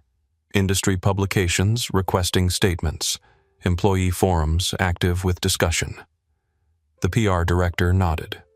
The narrative is currently favorable to Captain Jackson and the company, focusing on her composure and leadership. We're seeing terms like grace under pressure and dignified response to discrimination. And the flight attendant asked the HR representative. Social media is divided, the PR director acknowledged. Some calling for immediate termination, others suggesting bias training rather than punishment. There's also a contingent questioning whether race was actually a factor in her actions. Sophia considered this information. Our response needs to be measured but decisive. This isn't just about one employee's actions, it's about demonstrating our commitment to the values CEO Jackson has established. The legal counsel raised a hand. We need to ensure any disciplinary action follows established protocols. Rush to judgment could create additional liability. Agreed, Sophia responded. But we also need to recognize the unique nature of this situation. This isn't a typical HR matter. It's a defining moment for our corporate culture. Back on Flight 823, now entering European airspace, Victoria received another notification on her company device. Upon arrival, Paris CDG report to Skyglobe Operations Office for video conference with HR and legal. Senior flight attendant Diana Martinez will assume your duties for return flight. Office of the COO. The message confirmed what she'd been anticipating since the initial notification. She wouldn't be continuing her duties beyond Paris. Whether this represented a temporary suspension or the beginning of termination procedures remained to be seen. Victoria stood in the galley staring at the message when Thomas appeared with trash collection. "Everything okay?" he asked, noting her expression. She handed him the device wordlessly. After reading the message, Thomas looked up with genuine concern. "Victoria, I'm sorry. Is there anything I can do?" She shook her head, reclaiming the device. "Just focus on the landing preparations. I need to process this." As Flight 823 began its initial descent toward Paris, the cabin crew initiated arrival procedures, collecting headphones, ensuring tray tables were secured, preparing for the final approach. The routine tasks provided Victoria with temporary structure, a familiar framework within which to contain her growing anxiety about what awaited her on the ground. In first class, passengers began preparing for arrival, powering down devices and adjusting seats to their upright positions. Elena Rodriguez sent a final text before switching to airplane mode, landing soon. This story is still developing. Something tells me the real resolution is yet to come. Daniel Hoffman reviewed his notes on Skyglobe's market position, adding observations about leadership response during crisis. Jordan Parker confirmed his video recording equipment was charged and ready for arrival documentation. Maria Gonzalez helped Lucia put away her coloring books, explaining that they would soon be landing in Paris, a city full of history and beauty. Throughout the cabin, conversations buzzed with anticipation, not just for arrival in one of the world's most beloved destinations, but for the resolution of the human drama that had begun in Chicago and would conclude one way or another in Paris. In the cockpit, Gabrielle and Reynolds received their approach clearance from Charles de Gaulle Air Traffic Control.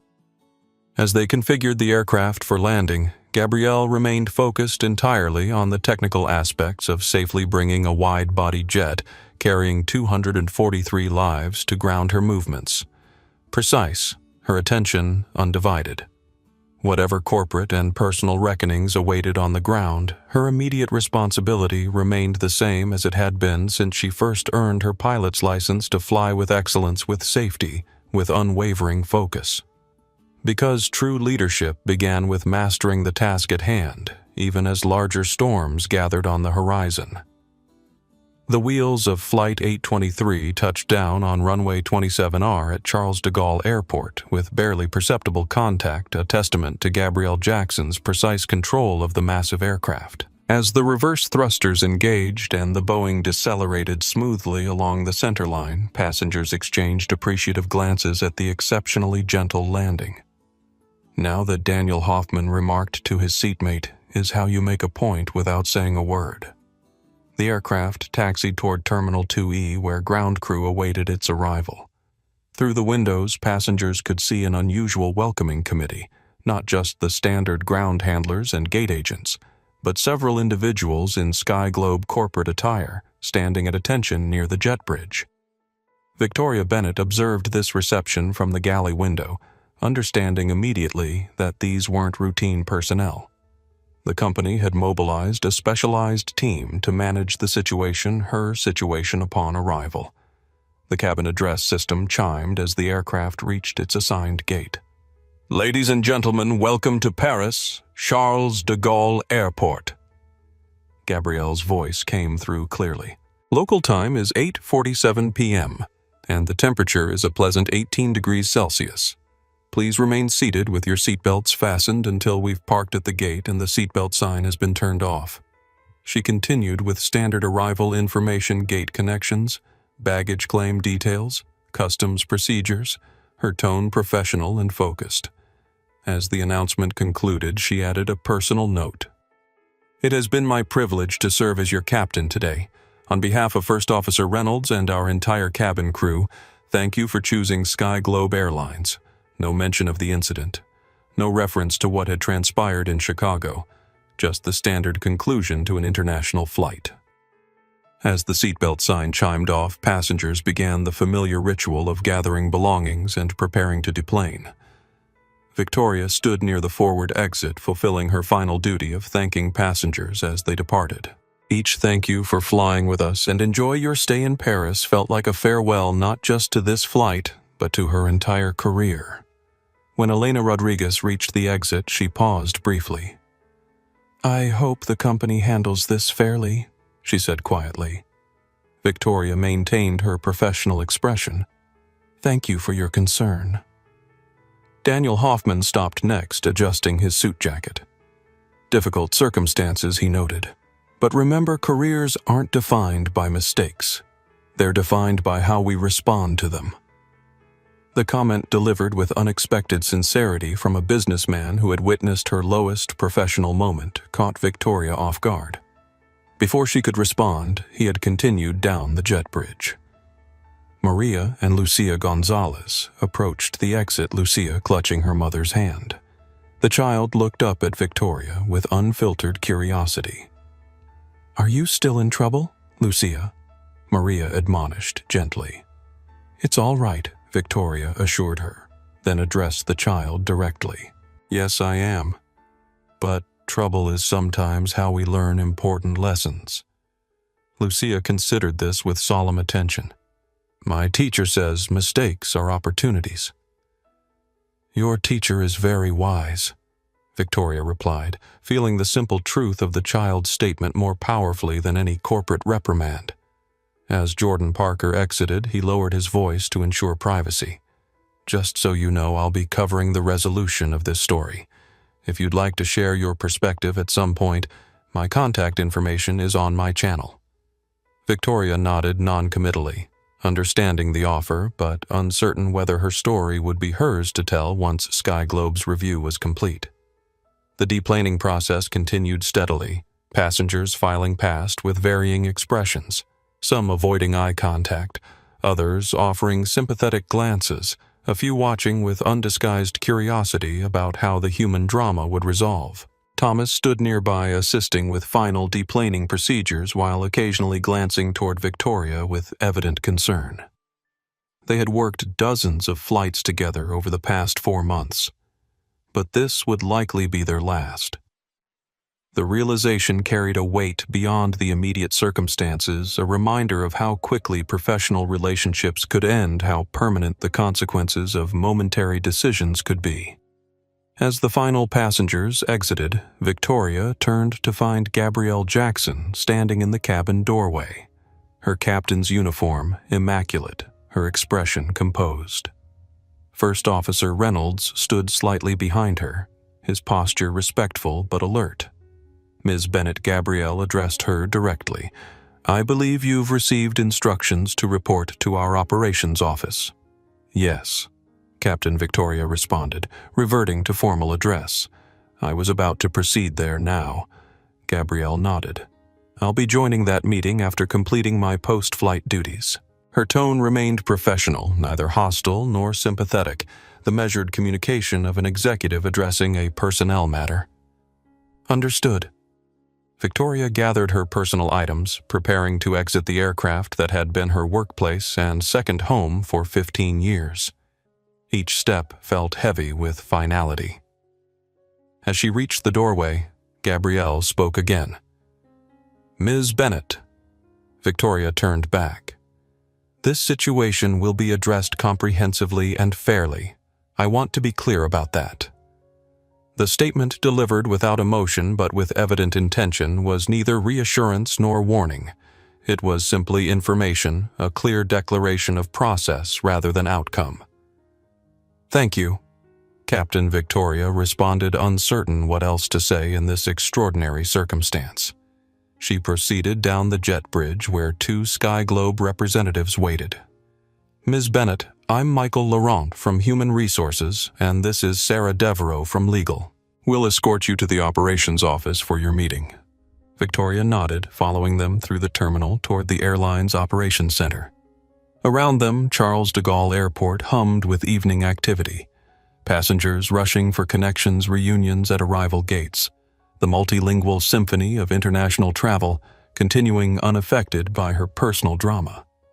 Back on the aircraft, Gabrielle completed her post-flight checks with methodical precision, documenting systems status and fuel consumption in the aircraft's electronic log. Reynolds worked alongside her, maintaining professional focus while occasionally glancing in her direction. "Captain," he finally said, "may I ask what happens next?" "With the flight attendant, I mean."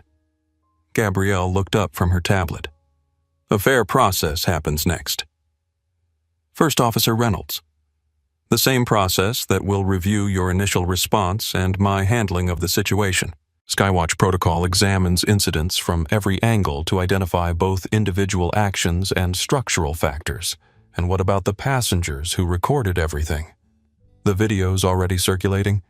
"That's a parallel consideration," Gabrielle acknowledged. "Our public relations team is monitoring media coverage and social response, but my primary focus is on the internal review and resulting actions, which you'll be directing, as CEO Reynolds observed, which I'll be overseeing with appropriate professional distance," Gabrielle corrected. "The integrity of the process requires that my dual role doesn't unduly influence the outcome." Reynolds nodded, understanding the delicate balance she was navigating, being both the target of discrimination and the executive responsible for addressing it. As they completed their duties and prepared to exit the aircraft, Gabrielle paused in the cockpit doorway. "First Officer Reynolds, your public acknowledgement of hesitation during the incident showed integrity. That will be noted in the review as well." "Thank you, Captain," he responded, recognizing both the acknowledgement and its implicit message that everyone's actions during the confrontation would be evaluated, not just Victoria's.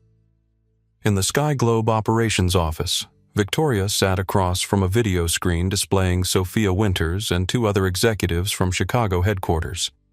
Michael Laurent and Sarah Devereaux flanked her, their expressions professionally neutral. Ms. Bennett Sophia began, "We're conducting an initial assessment of the incident aboard Flight 823.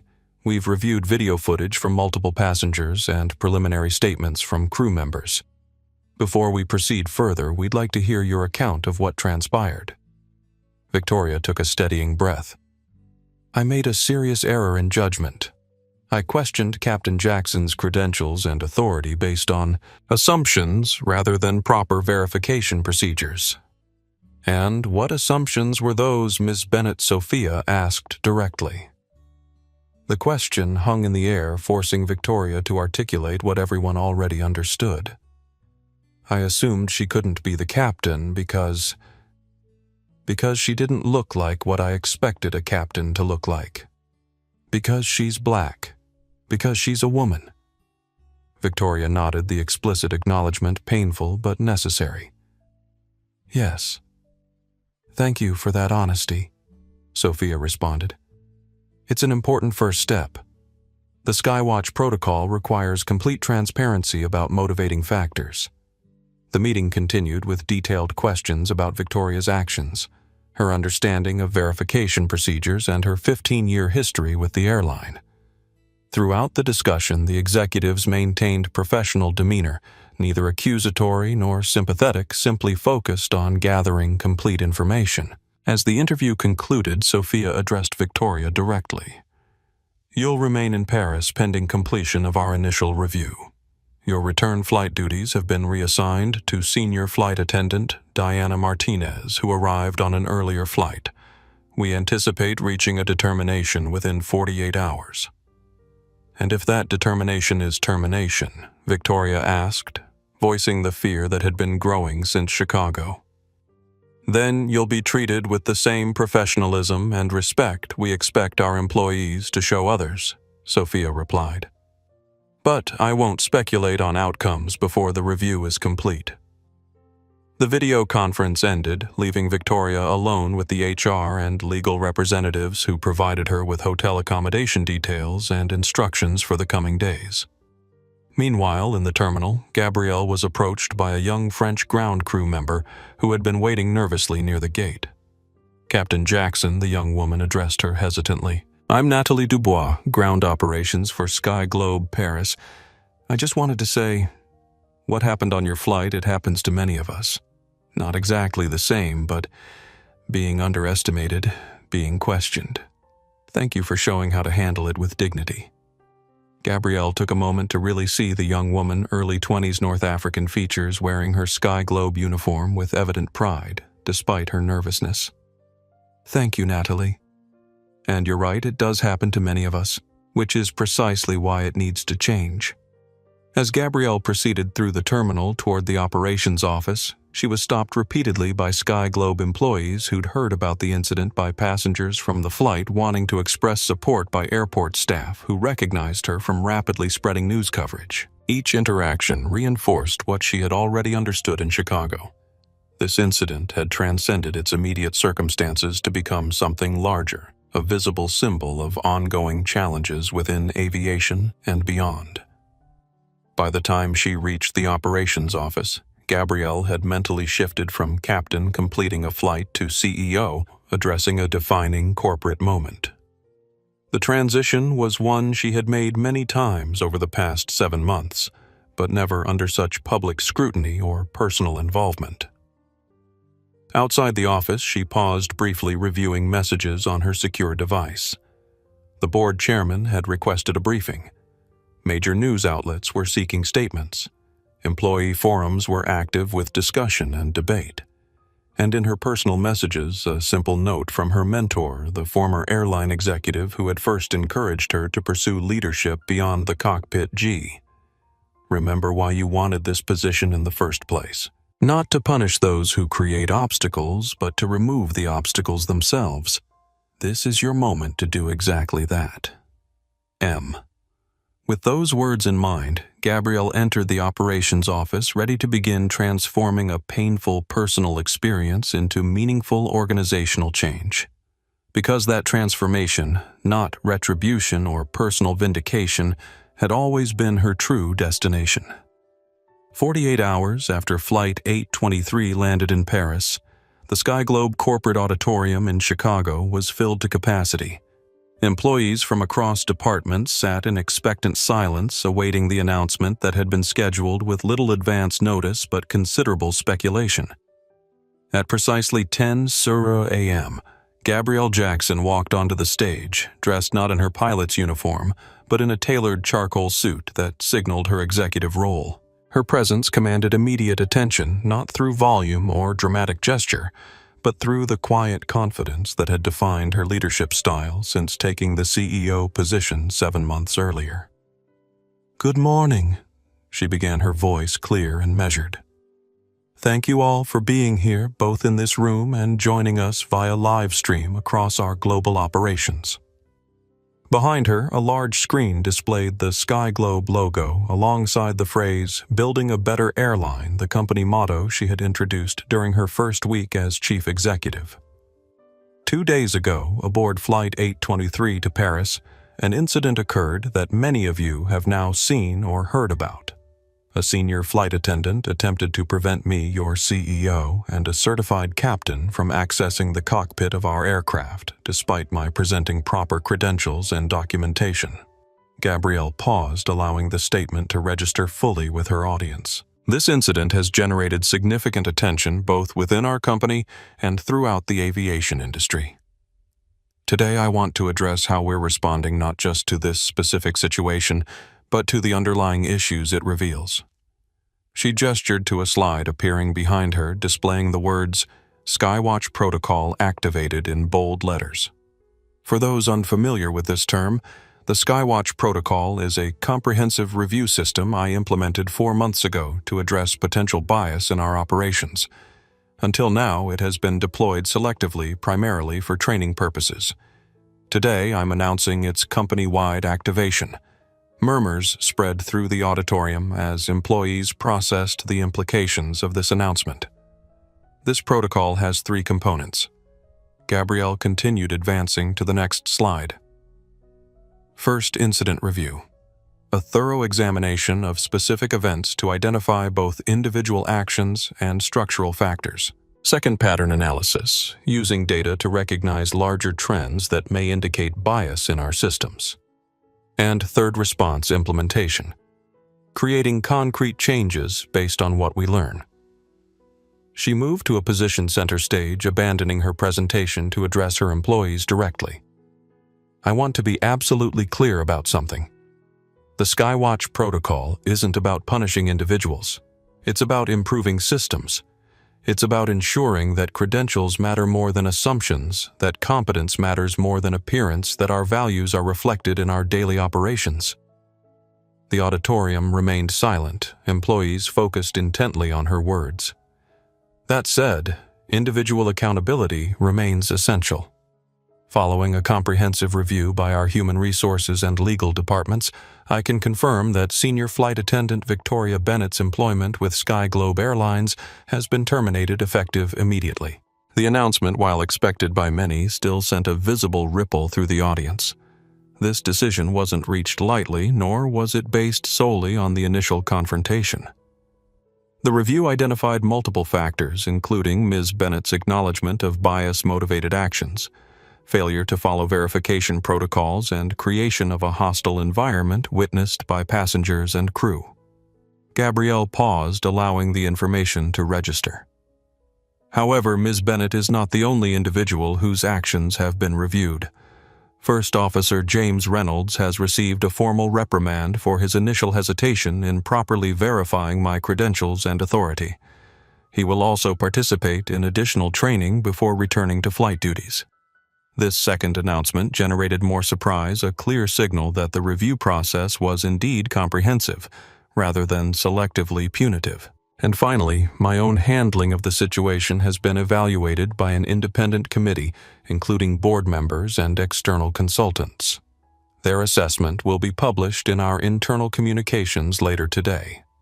The inclusion of her own actions in the review process caught many employees by surprise, judging by the expressions visible throughout the auditorium. "This level of transparency may feel uncomfortable," Gabrielle acknowledged. "But meaningful change requires honest examination regardless of position or title. As your CEO, I'm not exempt from evaluation, nor should I be. She advanced to a new slide titled Air Clear Initiative, displaying a comprehensive diagram of interconnected components. Today, I'm announcing the launch of Air Clear, a complete overhaul of how we train, evaluate, and support our employees at every level. This initiative includes revised verification protocols, enhanced bias recognition training, anonymous reporting systems, and regular cultural assessments. Gabrielle detailed each component of the initiative, explaining implementation timelines and expected outcomes. The presentation was thorough, but focused, reflecting her engineering background and operational expertise. Air Clear isn't a response to a single incident, she emphasized. It's the acceleration of changes I've been planning since becoming CEO. What happened on Flight 823 simply highlighted the urgency of these reforms. As she concluded the formal presentation, Gabrielle moved away from the podium to address her audience more directly. I'd like to share something personal with you. When I was 6 years old, growing up in Atlanta, I would lie in the grass watching planes cross the sky. I told my mother I would fly those planes someday. She never once told me it was impossible. The auditorium grew even quieter, employees leaning forward slightly. Throughout my career, I've encountered many people who did tell me it was impossible, sometimes directly, sometimes through their actions or assumptions. Each time I had a choice to accept their limitations or to prove them wrong. Gabrielle's voice remained steady, but with an underlying intensity that commanded attention. At Sky Globe, we also have a choice. We can treat what happened on Flight 823 as an isolated incident, involving a single employee with outdated views. Or we can recognize it as a symptom of broader patterns that require comprehensive address. She looked out across the auditorium, making eye contact with employees throughout the room. I choose the latter. And I'm asking each of you to join me in that choice, to commit to building an airline where excellence is recognized regardless of what package it comes in, where credentials matter more than assumptions, and where every employee and passenger is treated with the dignity they deserve. The response began slowly, a single person rising to applaud, then another, then dozens more, until the entire auditorium was on its feet. The standing ovation continued for nearly a minute, a clear endorsement of both Gabrielle's leadership and her vision for the company's future. As the applause finally subsided, Gabrielle concluded with a clear call to action. The real work begins now. I'm counting on every one of you to help transform today's commitment into tomorrow's reality. Meanwhile, in Paris, Victoria Bennett sat alone in her hotel room, watching the live stream of Gabrielle's announcement on her personal tablet. She had expected the termination announcement, had been preparing for it since the moment she recognized her catastrophic error in Chicago. What she hadn't expected was the broader context, the comprehensive nature of the review, the inclusion of other employees' actions, the structural changes being implemented. Her individual failure was being treated not as an isolated incident to be punished and forgotten, but as a catalyst for meaningful organizational change. There was both pain and strange relief in this realization. Her career at Sky Globe was indeed over, but her legacy wouldn't be defined solely by those 8 minutes of poor judgment. Instead, she would become part of a larger narrative about transformation and improvement. A cautionary example, certainly, but within a constructive framework rather than a purely punitive one. Her phone rang, displaying a Chicago area code she didn't recognize. She answered hesitantly, "Ms. Bennett, this is Michael Laurent from Sky Globe Human Resources. I'm calling to confirm that you've received official notification of the termination decision." "Yes," she responded, her voice steadier than she expected. "I watched the announcement. Then you're also aware of the Air Clear initiative being implemented company-wide." "I am. What you may not know is that part of this initiative includes a reconciliation pathway, a structured program for employees whose actions have resulted in termination, but who demonstrate genuine commitment to growth and change." Victoria sat straighter, focusing intently on his words. "This program doesn't guarantee re-employment with Sky Globe. Michael continued, but it does provide education coaching and eventually the opportunity to demonstrate meaningful change. Participants who successfully complete the program receive formal documentation of their growth journey, which can be shared with potential employers throughout the industry. "And I qualify for this program?" Victoria asked carefully. CEO Jackson specifically mentioned your acknowledgement of bias-motivated actions as a factor in your termination. That same acknowledgement makes you eligible for the reconciliation pathway should you choose to participate. The offer wasn't reinstatement or forgiveness. It was something more complex and ultimately more meaningful, an opportunity to transform her most significant professional failure into a process of growth and change. "I would like to participate," Victoria said after a moment of consideration.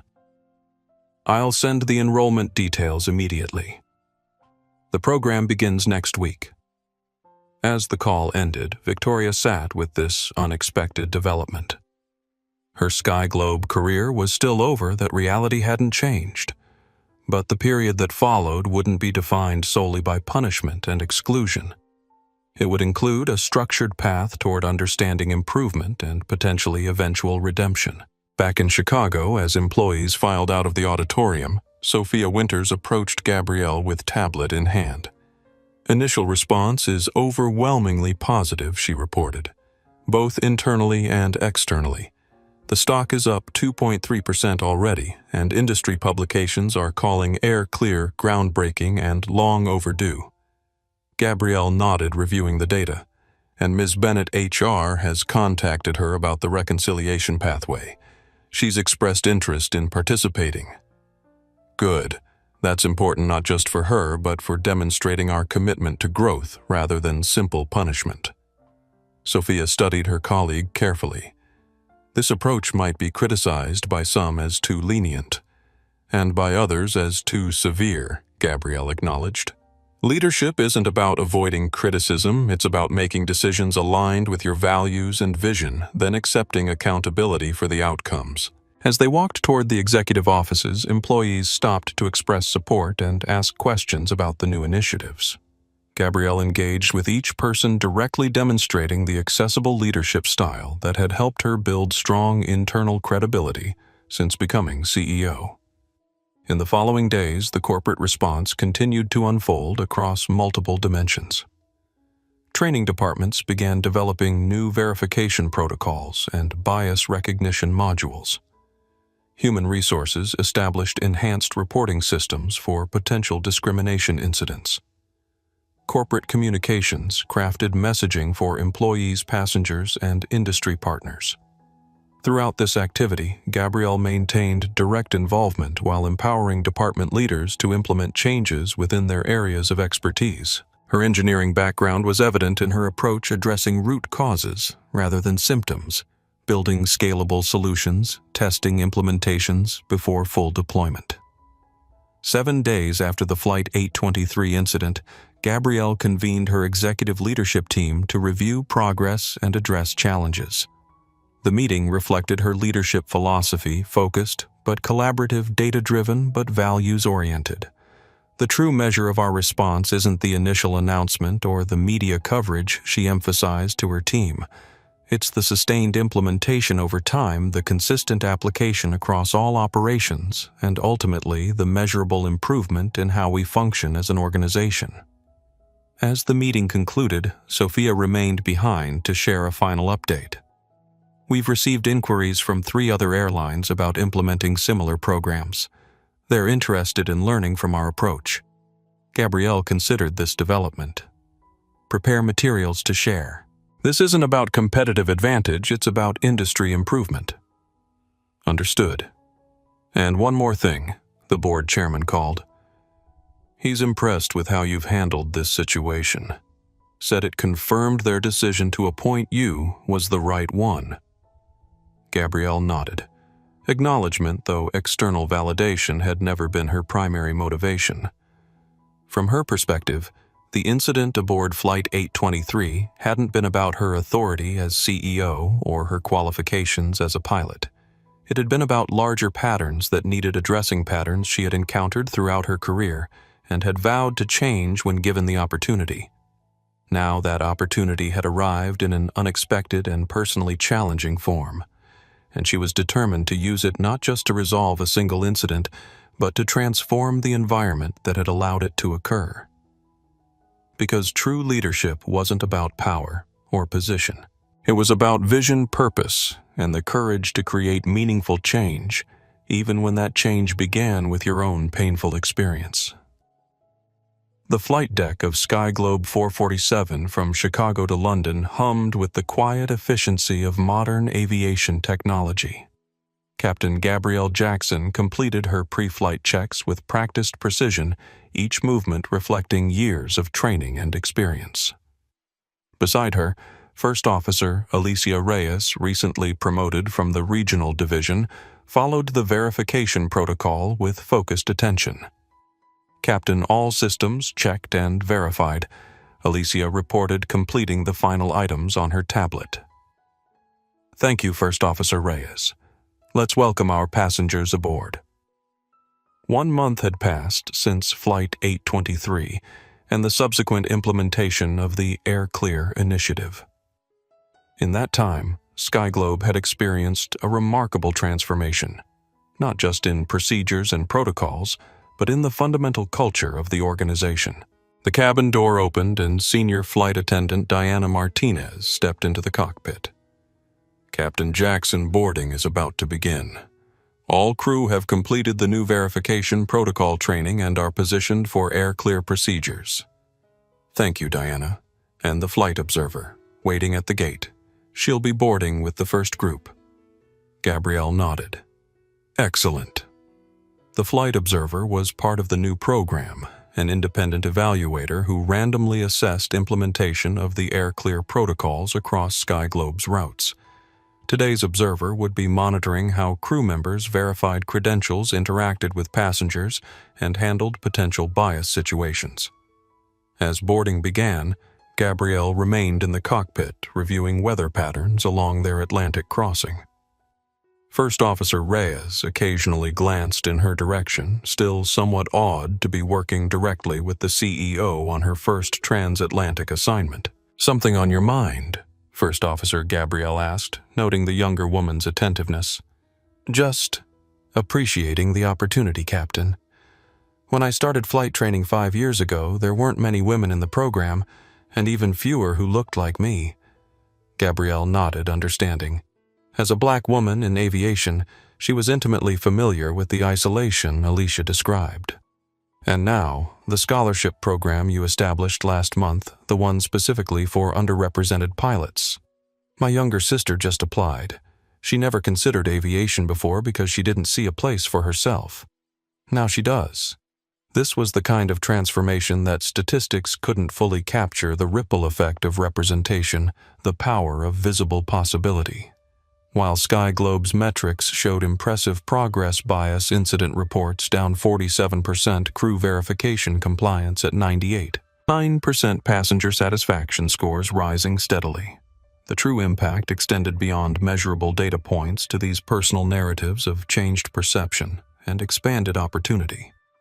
In the main terminal at O'Hare, Thomas Wilson guided passengers through the boarding process for another Sky Globe flight. His uniform now included a new designation, Equity Ambassador, identifying him as someone who had completed advanced training in the Air Clear protocols and could assist both passengers and colleagues with related concerns.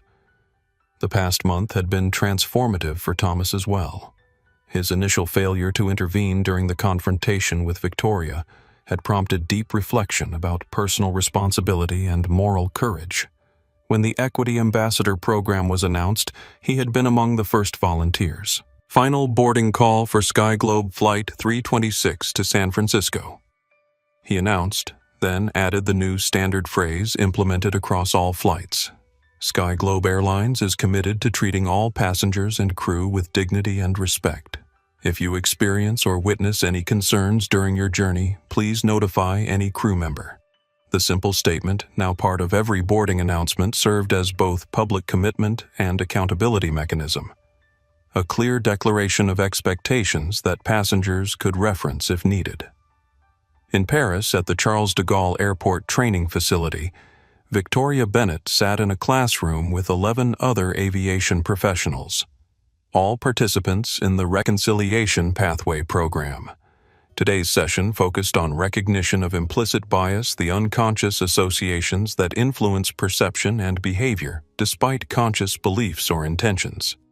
The critical insight, the facilitator explained, is that bias isn't just about explicit prejudice. It's about mental shortcuts our brains take based on limited or distorted information. Recognizing these patterns is the first step toward interrupting them. For Victoria, the program had been challenging in unexpected ways.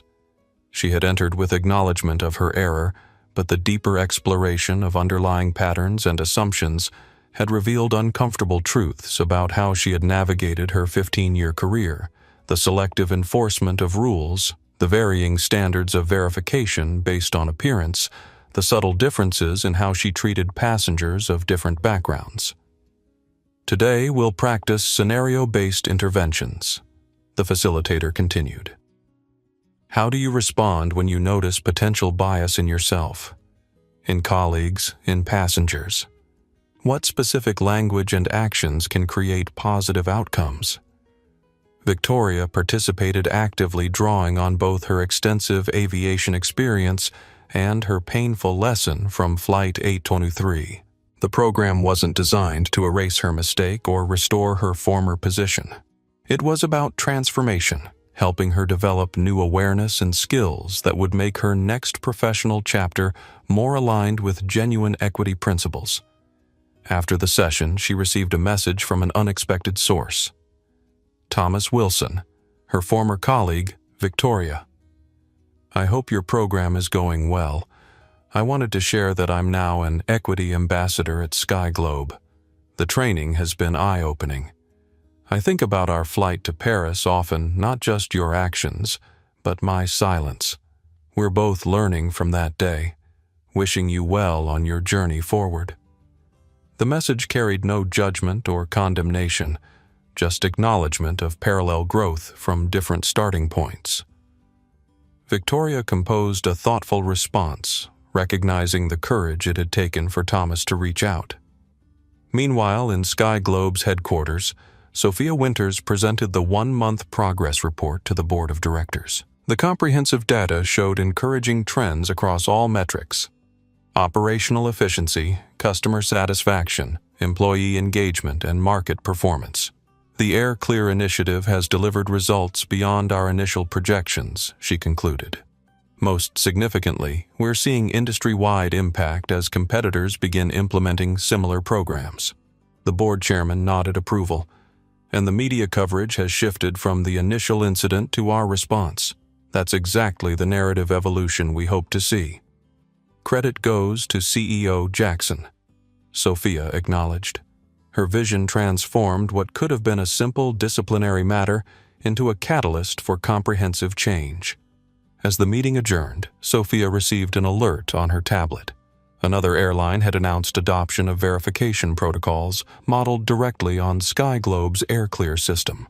The transformation was expanding beyond organizational boundaries, creating industry-wide momentum toward more equitable aviation practices. Back on Flight 447, now cruising at 38,000 feet over the Atlantic, Gabrielle completed routine monitoring before addressing passengers through the cabin communication system. Ladies and gentlemen, this is Captain Jackson from the flight deck. We've reached our cruising altitude and expect smooth conditions throughout our journey to London. Our flight time today will be approximately 7 hours and 20 minutes. After providing standard flight information, she added a personal note. 1 month ago today, Sky Globe launched our Air Clear initiative, a commitment to creating an environment where every passenger and crew member is treated with dignity and respect. As both your captain today and Sky Globe's chief executive, I want to thank you for being part of this journey toward a more equitable aviation experience. The message reflected Gabrielle's integrated approach to leadership, acknowledging her dual roles while focusing on forward progress rather than past incidents. She had deliberately chosen this flight on this date to mark the 1-month milestone of AirClear's implementation. In first class, Elena Rodriguez listened to the announcement with particular interest. She had been on Flight 823 a month earlier and had followed Sky Globe's response closely since then.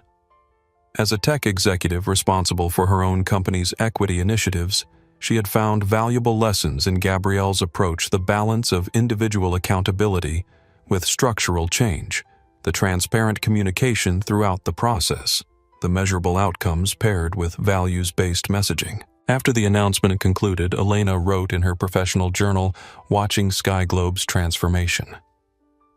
This past month reinforces what effective leadership looks like in practice, not just addressing problems when they arise, but using them as catalysts for meaningful improvement." Jackson turned a personal humiliation into organizational evolution, maintaining focus on systems rather than personalities throughout the process. Similar observations were being shared across the aviation industry and beyond. Business schools had already begun developing case studies about the incident and response. Industry publications featured analyses of the AirClear components and implementation strategy. Leadership consultants cited Gabrielle's approach as a model for effective crisis management and cultural transformation.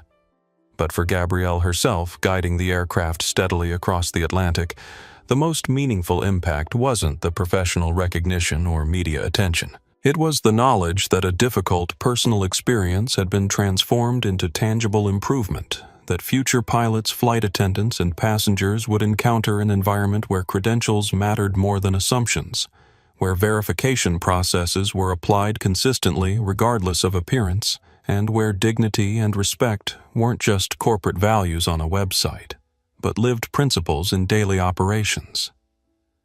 As the flight continued toward London, Diana Martinez approached the cockpit with a message. "Captain, our observer reports 100% compliance with AirClear protocols during boarding and initial service. She's particularly impressed with how naturally the crew has integrated the new verification language." Gabrielle acknowledged the report with a nod. That's what sustainable change looks like when new practices become so embedded they no longer feel like special effort. Diana hesitated before adding, "Captain, there's something else. A young passenger in row 14, about 8 years old, has been telling everyone who will listen that she wants to be a pilot like you someday. She's been drawing pictures of airplanes the whole flight." Gabrielle smiled. "Tell her I'd be happy to meet her after we land." As Flight 447 began its descent into London, Heathrow, Gabrielle Jackson guided the aircraft with the same precise skill she had applied to transforming Sky Globe Airlines over the past month. Beside her, First Officer Reyes managed communications with air traffic control, her movements reflecting both technical competence and growing confidence. Beginning final approach, Gabrielle announced adjusting the aircraft's configuration as they descended through scattered clouds. The sprawling landscape of London appeared below, bathed in early evening light. The landing was flawless, a gentle touchdown that passengers barely felt, followed by smooth deceleration along the runway centerline. As the aircraft taxied toward the terminal, Gabrielle completed her post-flight checklist with methodical attention, each action reflecting years of training and experience. "Perfect landing," Captain First Officer Reyes observed. Gabrielle smiled slightly. Good teamwork makes for smooth landings in aviation and in leadership. The observation carried layers of meaning beyond the immediate flight operations. The past month had demonstrated how effective teamwork across Sky Globe had transformed a crisis into opportunity, converting a single painful incident into comprehensive organizational improvement. As passengers prepared to deplane, Gabrielle made her final announcement. "Ladies and gentlemen, welcome to London Heathrow Airport. Local time is 7:43 p.m. with a temperature of 16 degrees Celsius. On behalf of First Officer Reyes and our entire crew, thank you for choosing Sky Globe Airlines." She paused briefly before adding, "A month ago we promised to create an environment where excellence is recognized regardless of appearance, where credentials matter more than assumptions, and where every individual is treated with dignity. Today's flight represents that ongoing commitment. We appreciate your being part of this journey. The simple statement carried profound significance, not a reference to past controversy, but an affirmation of continuing progress and enduring values.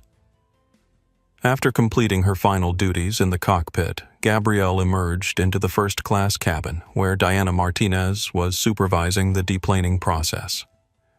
As passengers filed past, many nodded respectfully or offered quiet thanks, some recognizing her from media coverage of the past month, others simply appreciating a smooth transatlantic crossing.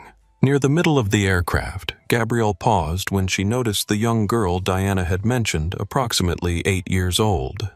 Dark skin similar to her own, watching her with undisguised admiration. "Are you really the captain and the boss of the whole airline?" the girl asked directly. Gabrielle knelt to eye level with the child. "Yes, I am. My name is Captain Jackson." "I'm Maya," the girl replied.